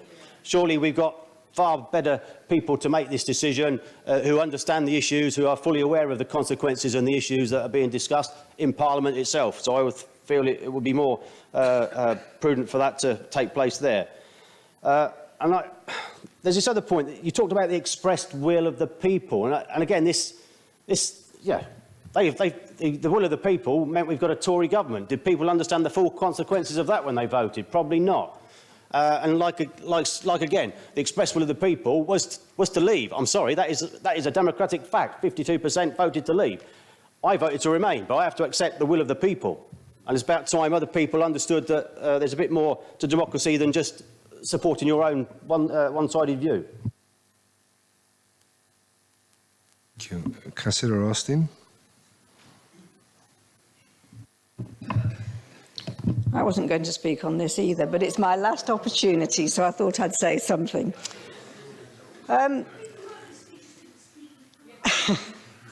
No, I think the issue is, if there's one good thing that's come out of Brexit, and that is the fact that it has engaged the younger generation in politics. We saw this happen in Scotland with the referendum that they had, but the benefit that the Scottish youngsters had was if there were 16, they were able to vote. For the EU referendum, they weren't able to vote, and yet they've become very engaged with it. It's very well known that it was the younger population who wanted to stay and the older population who generally wanted to leave. We know it's the future. The country is the future of the younger generation, and what this second referendum would offer is an opportunity for people who have engaged since that first referendum, where often a vote was ticked or they had no opportunity to have the vote, to actually be more informed and to vote without just the pressure of the media. So I think to amend the amendment, to amend the motion, really takes away the benefits of what it's about. Thank you so much. Now, I have two more speakers, Councillor Timor and Councillor Drayton, and then after that I have the two seconders, which is Councillor Gearing and Roger Moore. Councillor Moore first. Thank you. I just want to remind people of how serious the miscommunication of the Brexit campaigns were, how they were contaminated. This is serious. We now know that instead of the 1 million Facebook users, we've had many more than that. This keeps creeping out of the woodwork, the lies that have been said to these people. The funding, the Leave funding, is illegally over the limit, and that's being shown up further and further. The Russian interference, the compromat. So the campaign was very, very badly influenced. Now, I agree that a real vote that was understood by people would have been fine, but it wasn't real. They were lied to repeatedly from every front and interfered with. Now, since this is going to cost this economy a good 10% of its overall economy, this is far, far more serious than it has been recognised before for the poor. I mean, I'm dealing with problems with poverty in my constituency that I never thought I'd see as a direct consequence of this. And I'm sure you all are. This is not right for their country. And if people realised that they were going to become that much poorer, I don't think they would have voted in the same way. I know that they voted with their hearts, but that doesn't mean to say they voted with the understanding of the consequences of it. I'm going to say, enough, that's enough now. I've said enough. But I support this as it is, this motion as it is, as a result of that. Councillor Drayton, would you like to say? Thank you, Mr. Mayor. And I wasn't going to speak on this until I heard Councillor Avery. Councillor Avery made me speak on this because I think I agree with you, Councillor Avery. I'd rather discuss this in the pub. And if you didn't want to do that, I think another area would have gone to see your MP, who's doing an excellent job in Parliament in this matter. Gearing, please. Yes, thank you very much. I've spoken in this chamber many times. I wholeheartedly disagree with Councillor Sarris. I think it's a disgrace that some parts of the Labour Party hold really anti-EU, anti-European integration views and try to discredit the very positive and progressive moves that come from the European Union, such as social and environmental protection. I think Point of order, the we're discussing the original- Labour Party here. I mean, I thought we weren't discussing the Labour Party. Well, I'm discussing what Councillor Saris just said. I'm sorry. And what we don't seem to realise, that there are people like me who are deeply affected, like maybe yourself as well, Councillor Saris, because you have family all over Europe. And in March from this...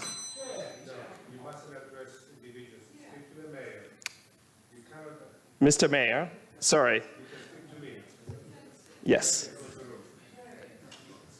Mr. Mayor, thank you very much for the reminder. I feel very personally attached to this, and I know very many EU citizens, like many of the benches opposite, know personal stories of lives that have basically been destroyed by this Brexit motion, and more lives that will be severely disrupted from March next year. This is going to be trying to say, oh, Parliament will fix the matter, when this is probably going to result in crashing out majorly out of the European Union, with all the negative consequences that all the other councillors have mentioned, is really difficult. And I don't see a lot of action from the members opposite because Jeremy Corbyn is sort of on the fence when it comes to Brexit. And, well, you propose that we should just rely on Parliament. And I'm saying, ask the people of Cambridge to give their decisive view on the matter. And that would actually support your Member of Parliament, Daniel Zeichner, who I agree has done fabulous things against his leader. He had to resign from the front bench for his Sarah, this is views. not on. We can't discuss the Labour Party. This is a motion we're discussing. This is not right. Yes, I know. Sorry? That's his time, and you have to respect and not interrupt, please. You have another half a minute. Thank you very much, Mr. Mayor. I think those who don't share the anti-Brexit views in your party should vote for the original motion as presented here. And I think this is something that the entire council could agree on. Even those nasty voices on Twitter that always criticize me, some of them in your midst. Can you turn off your microphones, please, both of you? Councillor Moore, can you turn off your microphone? Thank you.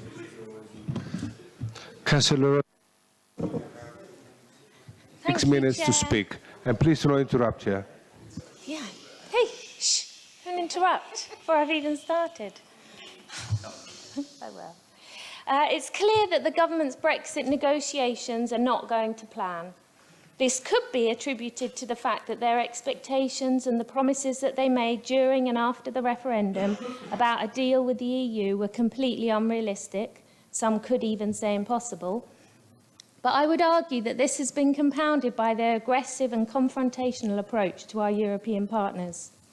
It must be patently obvious, even to those who support Brexit and see it as an opportunity for greater international trade and a reinvigoration of the UK on the global stage, that we will not get the same benefits and advantages that member states get once we are out. In less than a year, we could be out of the European Union, and yet we have no clear agreement, or even, it would seem, any sort of plan for trade, customs, fishing and farming, freedom of movement, or the Irish border. These are all areas which will have a huge impact on the economy, jobs, even our very food security, and yet the government has no clear plan or strategy.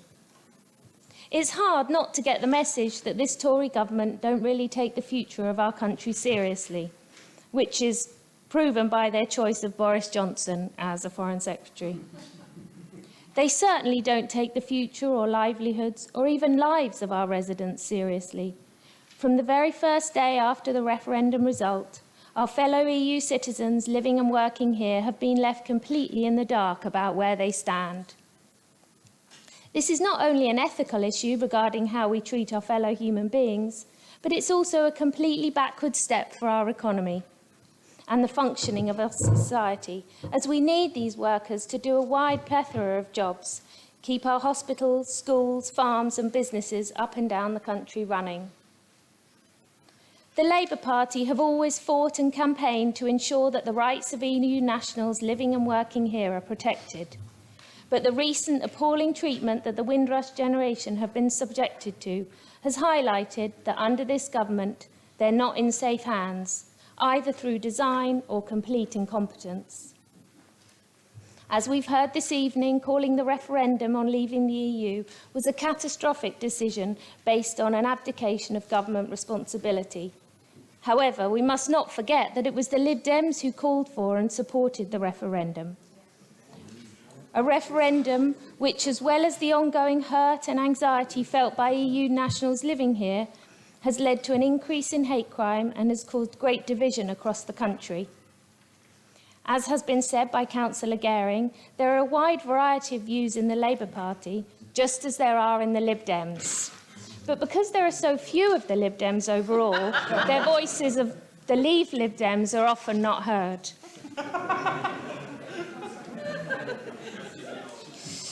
Although, ironically, the thing that Brexiteers and Remainers can now all agree on is that whether you want in or out, that this Tory government is doing a terrible job of negotiating an exit deal, and so it is vital that at the very least Parliament get a meaningful vote on the final deal. And that's why I ask you to support this amendment. Thank you, Councillor. Councillor Herbert, you have 3 minutes.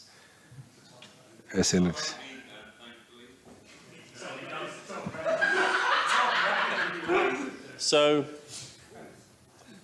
I think fundamentally we're not at the end of the parliamentary trail, and as with the House of Lords vote last night, the government is actually on the back foot. The government has yet to evidence its strategy, and I cannot believe that the Commons will vote for a strategy unless there's clear evidence that it's going to make a difference. Now, I appreciate that you're not necessarily Jeremy Corbyn's greatest fans, but the deal has to be good for British jobs, and it has to be good for the people that are here, and that includes all of the non-UK EU citizens that are here.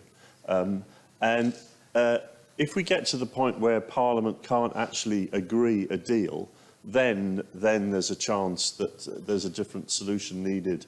A referendum didn't work the first time, and I don't believe that there is a great clamour in this. I do recognise that Councillor Cantrell wants to garner votes for the local elections, and also set his stall out as the next Lib Dem parliamentary candidate. But the best place to make progress on Brexit and get the right arrangement with Europe so that we do make the most of the EU still resides in Parliament. Thank you, Councillor Herbert. Councillor Cantrell, you also have 3 minutes. Thank you, Mr. Mayor. I just make a number of points. Firstly, Councillor Smart references, why is this motion here? This motion is here. Let me take you back to the start of my speech. It's the conversation I had with that Spanish nurse, and it's the conversation that I've had with many residents in this city. This motion is relevant. It's relevant today because the way in which that Spanish nurse views her position in this city has changed materially since the referendum. And that's why it's important that this motion should be heard. And time is running out. And the other point I would say is that it's not just EU nationals. If you look at the composition of Cambridge stays, a number of Labour activists, Labour members are active in Cambridge stays. There are many people across this city who are passionate to stop Brexit. Councillor Benko quite rightly including Councillor Herbert, I don't dispute that. Councillor Blencowe quite rightly says that we may live in a bubble here in the city. Well, let me tell you something. Ashfield, where I come from and I go back to, voted over 70% to leave. 70%. Youth unemployment in Ashfield, over 30%. Over 30%. Ashfield ranked 604th in the country to send anyone to any university, right? Their lot is not a great lot, and their lot is getting worse because of Brexit. It's as simple as that. And for those people, we should be shouting out loud, because it's those people, and as I said at the end of my speech, it's not about stopping Brexit. Brexit is the end of the beginning. You have to address those fundamental social inequalities in our country that led to the outcome of the referendum. And that's why it's so important. The residents of Cambridge look to us to be their voice. And because they look beyond Cambridge and recognise what people voted across the country, that's why we have this obligation here tonight. So it is a serious obligation. It is a serious obligation for us in terms of making sure that our voice is heard nationally, and time is running out.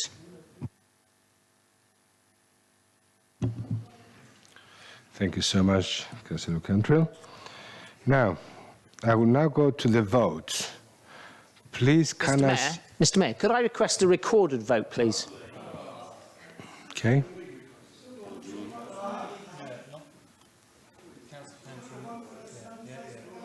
So, Council has to ask for that once the vote on the amendment's been taken and we have a roll call.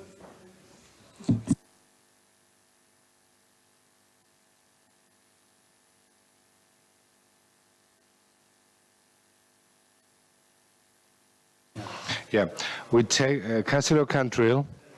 The procedure is we take the votes, and then after the vote, we take the roll call, counted vote, the counted vote, and it has to be supported by two other members. Three members. Three members altogether. Yeah.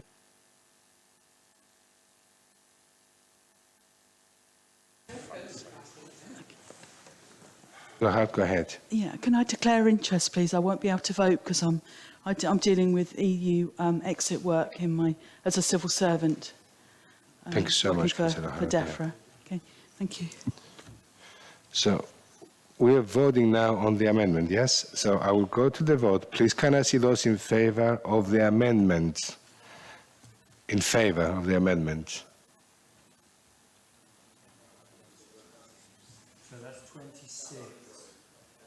That's 26 in favour.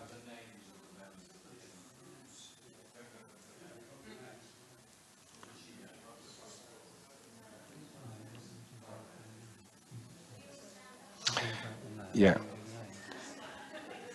And those, those against, please. The amendment. Those against the amendment, yes? Okay, that's 13. And do the roll call now. So he needs to ask. So, any abstentions? Councillor Saris? Councillor Country, you need to request the roll call now.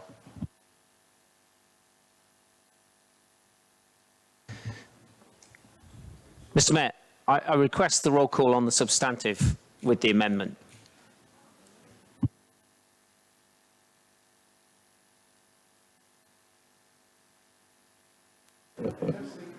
Councillor Moore? Why can't we have a roll call on the people voting against the amendment? Well, if the other side want to have a roll call on the amendment, I'm very happy to do it, but I was just trying to be more efficient.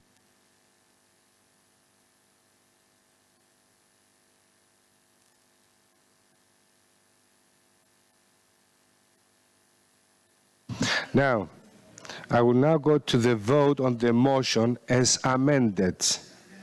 Please, can I see in those in favour of the amendment? The motion is amended. Yeah, the motion is amended, yes. Yes. So the motion is amended. Yes. It doesn't say that. So that's No, it's not. It's 39 in favour. And those against? Councillor Harris. And one abstention. Any abstentions? Yeah, yeah. Got that.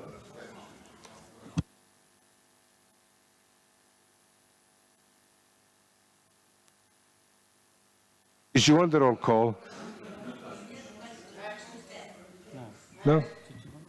Did you want the roll call? No, Mr. Mayor, not based on that. That's fine.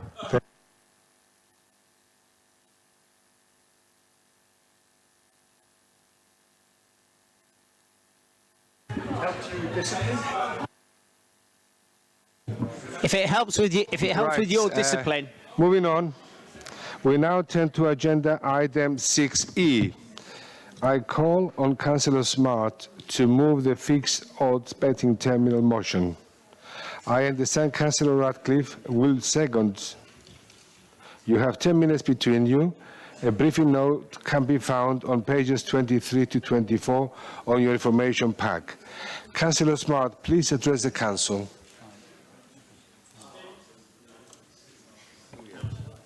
Thank you, Mayor.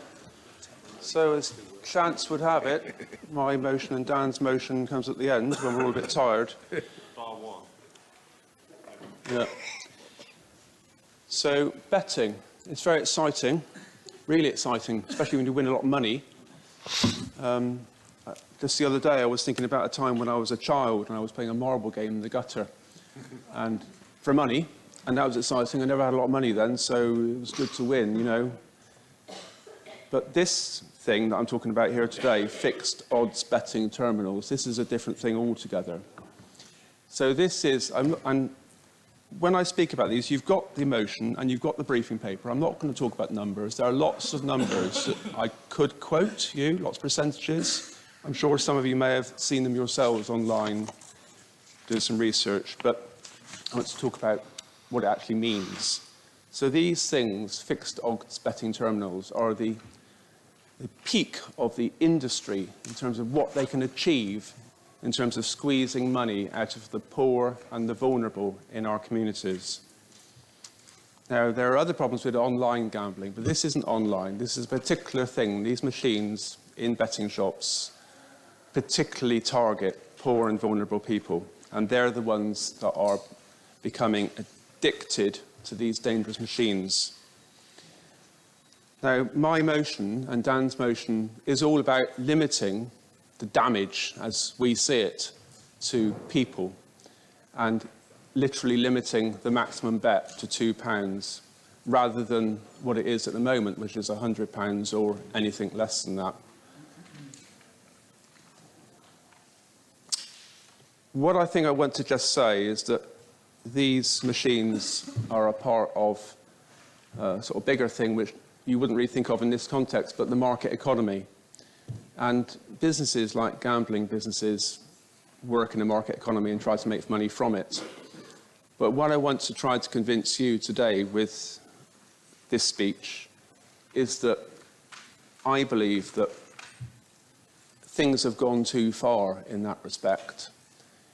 Just because you can do these things, just because it is possible for businesses to employ experts,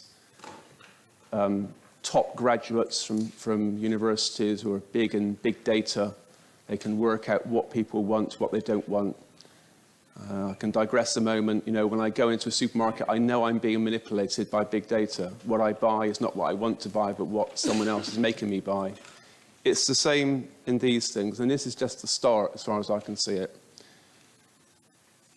But we're allowing, at the moment, we as a society are allowing businesses and the shareholders of those businesses to make money, and make no doubt, no bones about it, the shareholders are the rich people, the users are the poor people. So make money out of those poor people who, addiction is a medical term. Addiction does happen. These things are constructed to work with that addiction. to make it work as best they can to get the most money out of that addicted person, so that it will ruin families. People have killed themselves already because of these machines, because of their, the state that we've got into, how awful things are in their personal lives and their family and friends' lives. So what I'm asking you to do today is to hopefully support me in sending a message to Matt Hancock, who has himself said, he's the Culture Secretary, that these things are a social blight, but he's the one that's going to be making a decision in the light of the Gambling Commission recommendations that they are. And just one other thing, what's his name? Fintan Dury, who is the former boss of Paddy Power, said that they are addictive and dangerous. Now, this is the guy that runs ran a betting shop company, and that's what he says.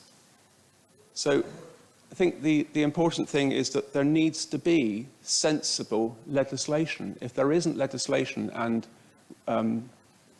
rules and regulations, then the market economy will consume people's lives.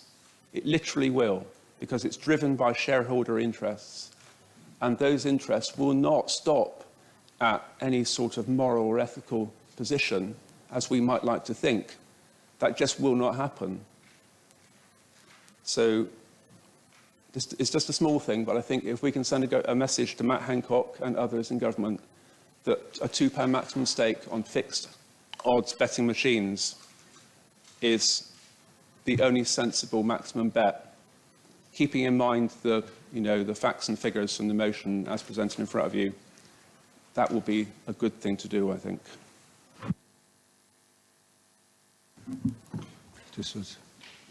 Well, 1 second. We have got Councillor Radcliffe. Do you wish to speak now? Yes? Oh, okay. You have 4.5 minutes left, and then... Even if you know nothing else about fixed odd betting terminals, I'd be surprised if you hadn't heard of them referred to as the crack cocaine of gambling. As analogies go, I think it's a pretty good one. A brief, intense high, followed by a crash and a burning compulsion to repeat the process. And there's similarities in the long-term effects too. Drug addiction, gambling addiction are both expensive problems to have. We're all aware of criminality linked to drug addiction, begging, stealing to feed a habit. I think in this respect, gambling can be even more insidious. There are many ways to chase that buzz, that feeling of elation. With gambling, it's easy to convince yourself that by gambling more, you can get yourself out of the financial situation that gambling got you into in the first place. £100, that's what I could have lost since I started speaking. I don't intend to speak for all that long. By the time I'm done, could easily be up to £1,000 I lost. While mentioning figures, I will, like Martin, just add a few more. £1.8 billion is the amount that went into these machines in 2016. £1.5 billion, that's the amount that the Centre for Economic and Business Research estimates is the cost to wider society of problem gambling in any 1 year. £800 million, that's the amount that Ladbrokes Coral, just one company, made from FOBTs in 2016. And one other figure, £100, that's another £100 gone. I'm not making a moral case about gambling. I'm not much of a gambler myself. It might surprise you to hear I'm not a stranger to other occasional vices. We live in a free society, and adults should be free to make decisions about their actions. But it does seem barely a week goes by without another revelation about how we're being manipulated in ways that people didn't even recognise. As Martin again mentioned, Facebook's been in the news recently, conducting experiments to try and change users' moods, altering the posts that appear, or letting Cambridge Analytica and companies harvest personal information, commercialise it to try and manipulate elections. These machines too are designed deliberately to be addictive, and the high-speed nature makes that even more dangerous and more of a problem, as well as being more compelling for problem gamblers. I think that's another £100 gone. When I was researching this, I came across a story I hadn't yet read, and it was about, and let me try and get this right, OMG, kittens. I read the story, I knew I had to mention it because I just really wanted the chance to go, OMG, kittens. while standing here. But there is a serious point. The makers of fixed odd betting terminals have developed this fun social game for kids to play on Facebook. I and my partner weren't as alert as we should have been to the way these things work, and we've had to deal with the odd very hefty phone bill as a result of games dragging in young people. She hasn't paid it back either. The industry regulator has found, perhaps unsurprisingly, that children who play these social games are significantly more likely to end up spending money on adult gambling products too. And that's another £100 down. In Market alone, there are 5 betting shops, each of them having the legal maximum of 4 of these machines. I hear anecdotally, and I've been talking to people on the doorstep, of reports of people begging and then, you know, after getting a certain amount together, heading straight in, piling it in to a machine and repeating the process. Over the last year, I've spent a lot of times with the various groups involved with homelessness provision and hearing some of the stories of rough sleepers in the city. As this well-worn phrase of multiple and complex issues might sound an empty one, it's certainly true. We spend large amounts of time and money trying to help people who've become trapped in a downward spiral that's led to them sleeping rough. And many of these people have stories that involve addictions of one sort or another. Nationally, the NHS spends a huge sum dealing with the side effects of addiction. As an aside, I don't think they spend anywhere near enough for addressing the root causes of addiction, but the motion today is not about mental health funding. It's clear these gambling companies are aiming at profit maximisation with little concerns for the societal impact of their products. Sadly, the government doesn't seem to have the will to stand up to them. I applaud our MP Daniel Zeichner for acting on the casework and calling for this £2 stake. We all get into politics to help people, make lives better, reduce harm. A key principle of licensing is to reduce harm and the risk of harm. It's why we have safeguarding training for taxi drivers, restriction on the sale of alcohols. Lowering the minimum stake will greatly reduce the risk of harm whilst not overly impinging on the ability for those who want to gamble. I mentioned why we get involved in politics and talk about reduction of harm. Forgive me, I wanted to just take the opportunity, possibly for the last time, to say here, as a lifelong anti-racist, I want to note and celebrate the fact the last elected BNP councillor is standing down and this nasty, dangerous party has collapsed. I forgot to keep count. Somewhere I lost a few more £100 there. Please support the motion. Any debate? I think Councillor Gearing and Councillor Mohas. Shall we start with? Just a quick thing. I disagree with Councillor Smart. I disagree quite strongly. It is not a small issue. It is a massive issue. It's causing huge harm and damage to people with their addictions, their families and their lives. The costs of society far outweigh the benefits of these evil machines. Let's reduce the harm when we have a chance. Thank you, Councillor Gearing. Yes, I'd like to say that we fully support this motion. Councillor Bird knows that I'm a newbie when it comes to licensing, and I had a very steep learning curve, but I fully appreciate the dangers that some of the public policy decisions that are either made in Westminster or here locally can influence people's lives when it comes to alcohol, but especially when it comes to gambling.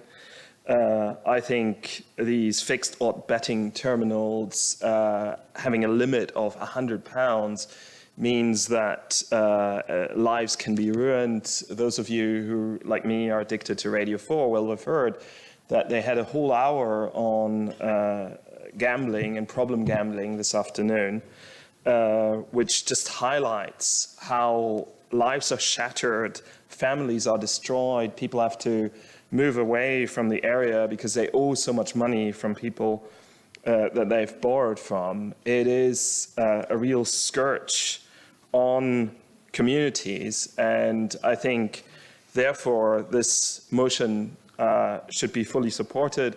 I'm also happy to say that it is national policy by the Lib Dems, and therefore, if only we had more Lib Dem MPs in Parliament, we could already have this policy. Thank you. Thank you so much. Councillor Benstead, the most senior yes, councillor in licensing. Thank you, Mayor. Hopefully, I'm going to be very, very brief on this. This was a Labour piece of legislation. I'll make no bones about that. And it was brought in at a time to liberalise the gambling industry 10 or 12 years ago. But not always, when you're liberalising legislation, do you see the consequences of that. And we are seeing the consequences of this in this city now, and some of us sat on licensing committees when we've dealt with it, not on the gambling side, but on other sides when we've seen the consequences of that.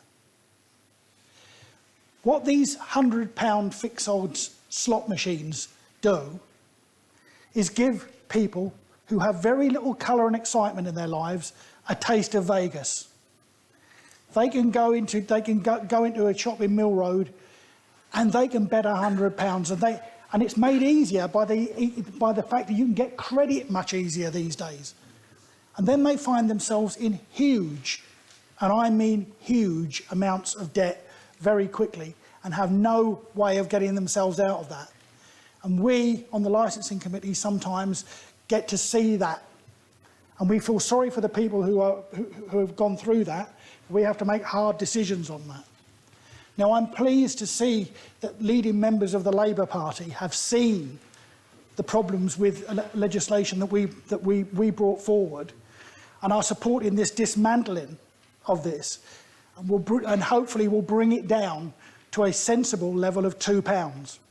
But I'll add a caveat to that. The gambling industry is very, very clever. We must write into any change in the legislation to regulate the speed that the £2 can be put in. Because if the spins are only going to last 2 seconds, it won't take long to start running up big debts as well. So by all means, yes, we need to support this, but bear in mind, maybe we need to go a little bit further. Thank you. Thank you so much. Councillor Bird, as Chair of Licensing, you have 3 minutes if you wish to. And then Councillor Smart has 3 minutes for the right to reply.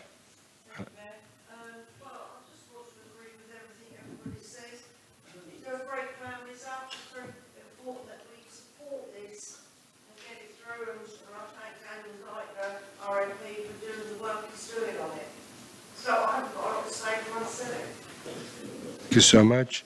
Councillor Smart, you have the right to reply if you wish to. Thanks for all the debate. I'm not surprised, to be honest, that we're all in agreement.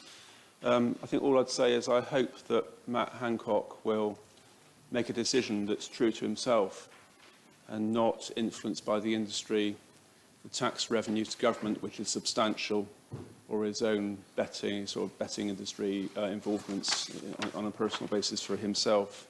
I just hope that he'll think of the poor and the vulnerable people whose lives the current situation is basically ruining. And I will now go to the vote. Please, can I see those in favour? It's unanimous. Thank you so much.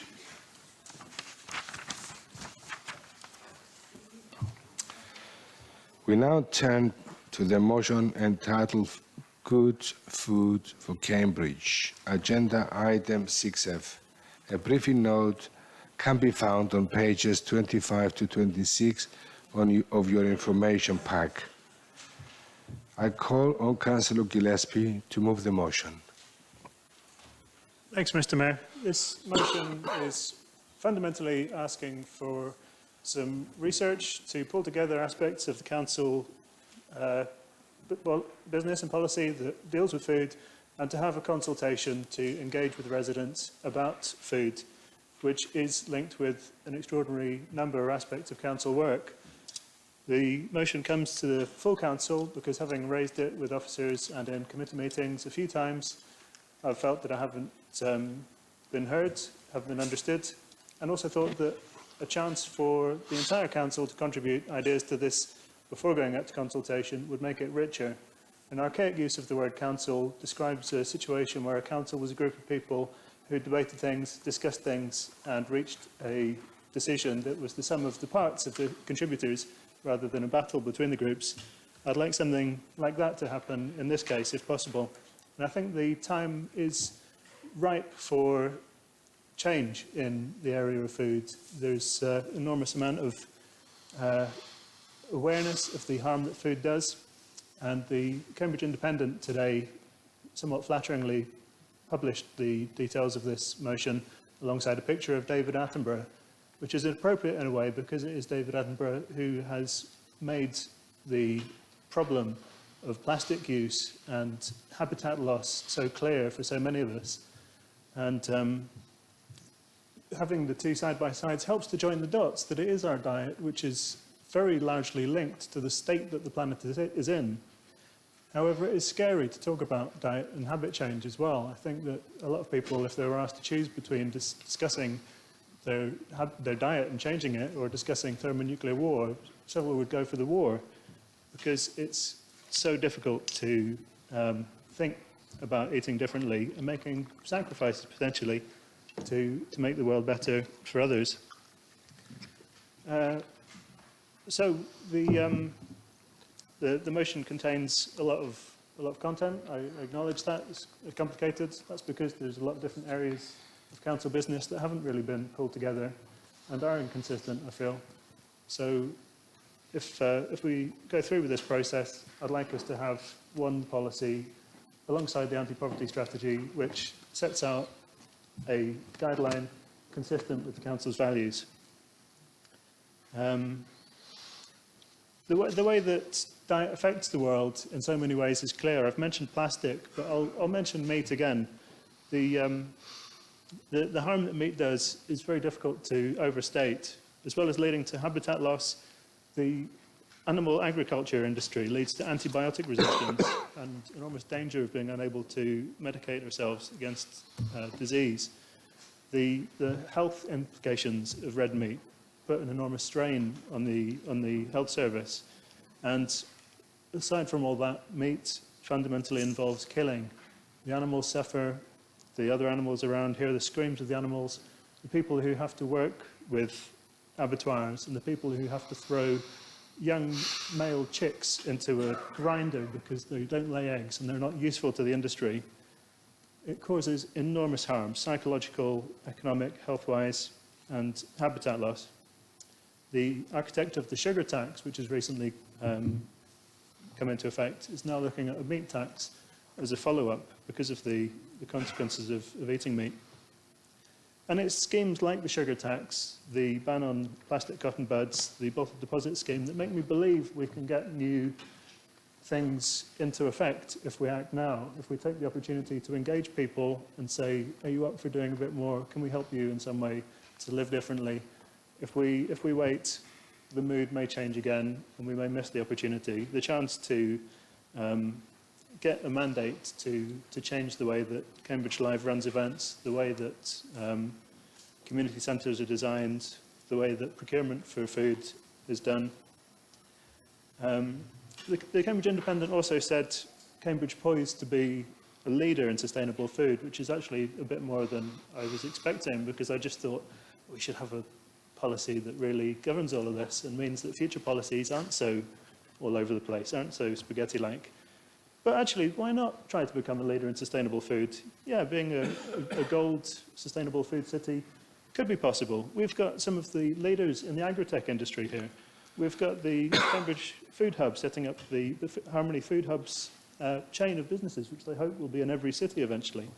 We've got Cambridge University making its own pledge to sustainable food. So actually, we could set our sights very high with this. And there are also some things that we do very well. I think the local plan attitude to providing allotment land is fairly good. The Empty Common Community Garden is an outstanding example of bringing the community together as well as preparing food. So, yeah, I know that everyone's probably hungry and thinking about their dinner, but why not have a discussion about this? Thank you, Councillor Gillespie. Is there a second there? Okay. Would you like to speak or reserve your right? I'd like to propose the reference of this motion to committee under F1 in the standing orders.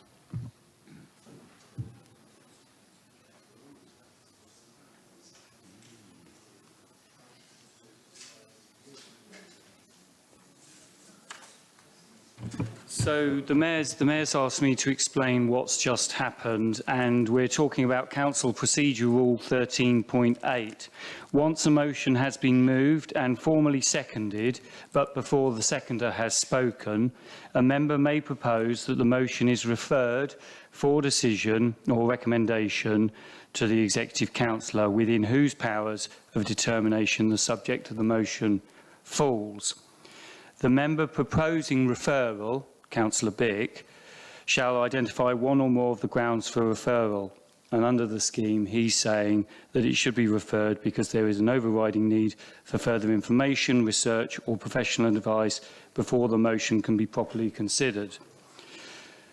Now, other members may speak for or against the proposal to refer.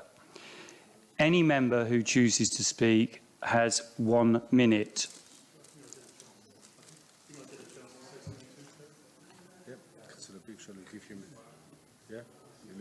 Yeah, 1 minute.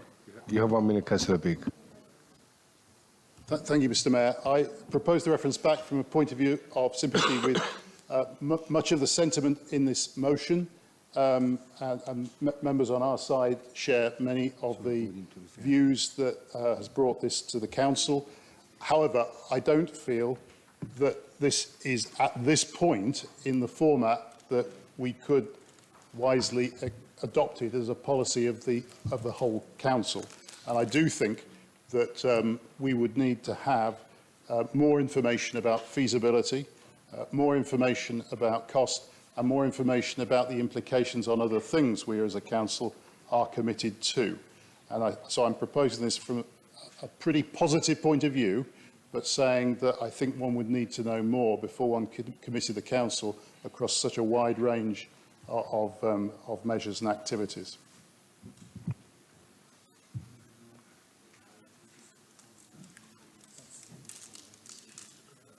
Is there anybody who would like to speak on the decision to refer?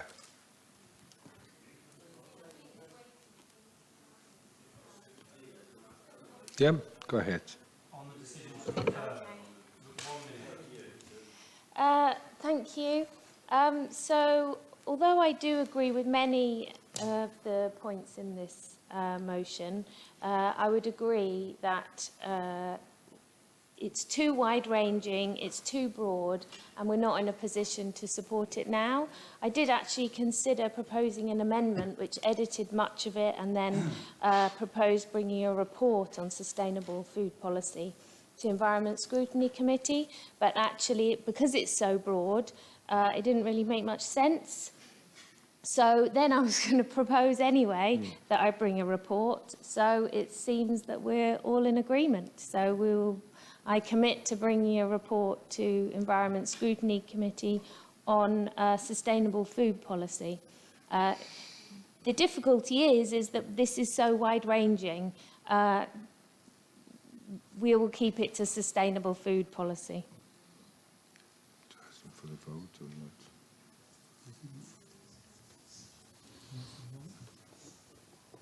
Ask if anyone wants to speak on the decision to refer. Anybody wants to speak on the decision to refer? One last time. Just a very quick technical point. Surely it's not beyond the realm for Councillor Gillespie and Councillor Moore just to meet and discuss this before it got to them. No, I'm feeling sorry for the officers who have to put together a report which will be massive here. And I think that's a fair point to raise, which is explicitly stated in the amended notes that it's too big a scope. Okay. No provision for any debate. We're talking about a decision to refer. We're just talking about a decision to refer this. Yeah? So can we just vote for that? Yeah? Have we finished on that? Yeah? Councillor Herbert? I'm just going to abuse the position of thanking those people who are retiring for their contribution to the Council. Thank you.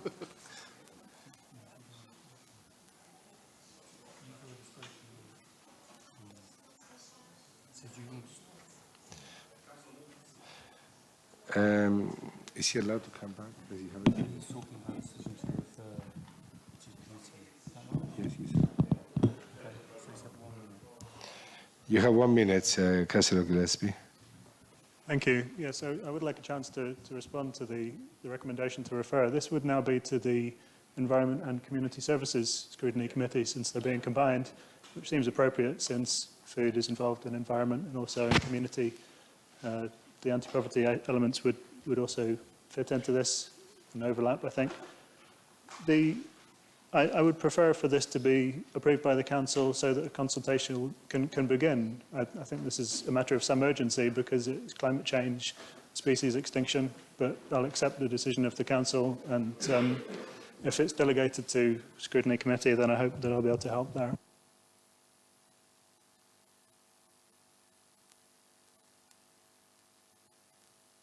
Would just now like to vote, go to the vote on the decision to refer. Can I see those in favour of the decision to refer? Yes? So there'll be no more debate. You're voting on... Yeah. Voting on pushing it to the screen. Okay. All right. Unanimous, thank you. Okay. It was unanimous, yeah. It's unanimous.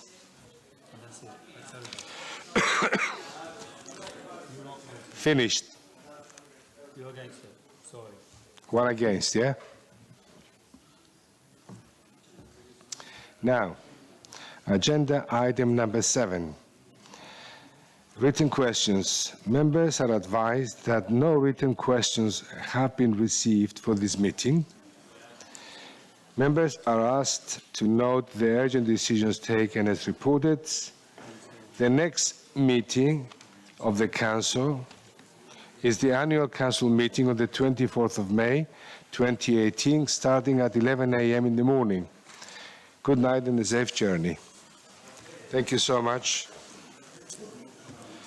I've never heard of that.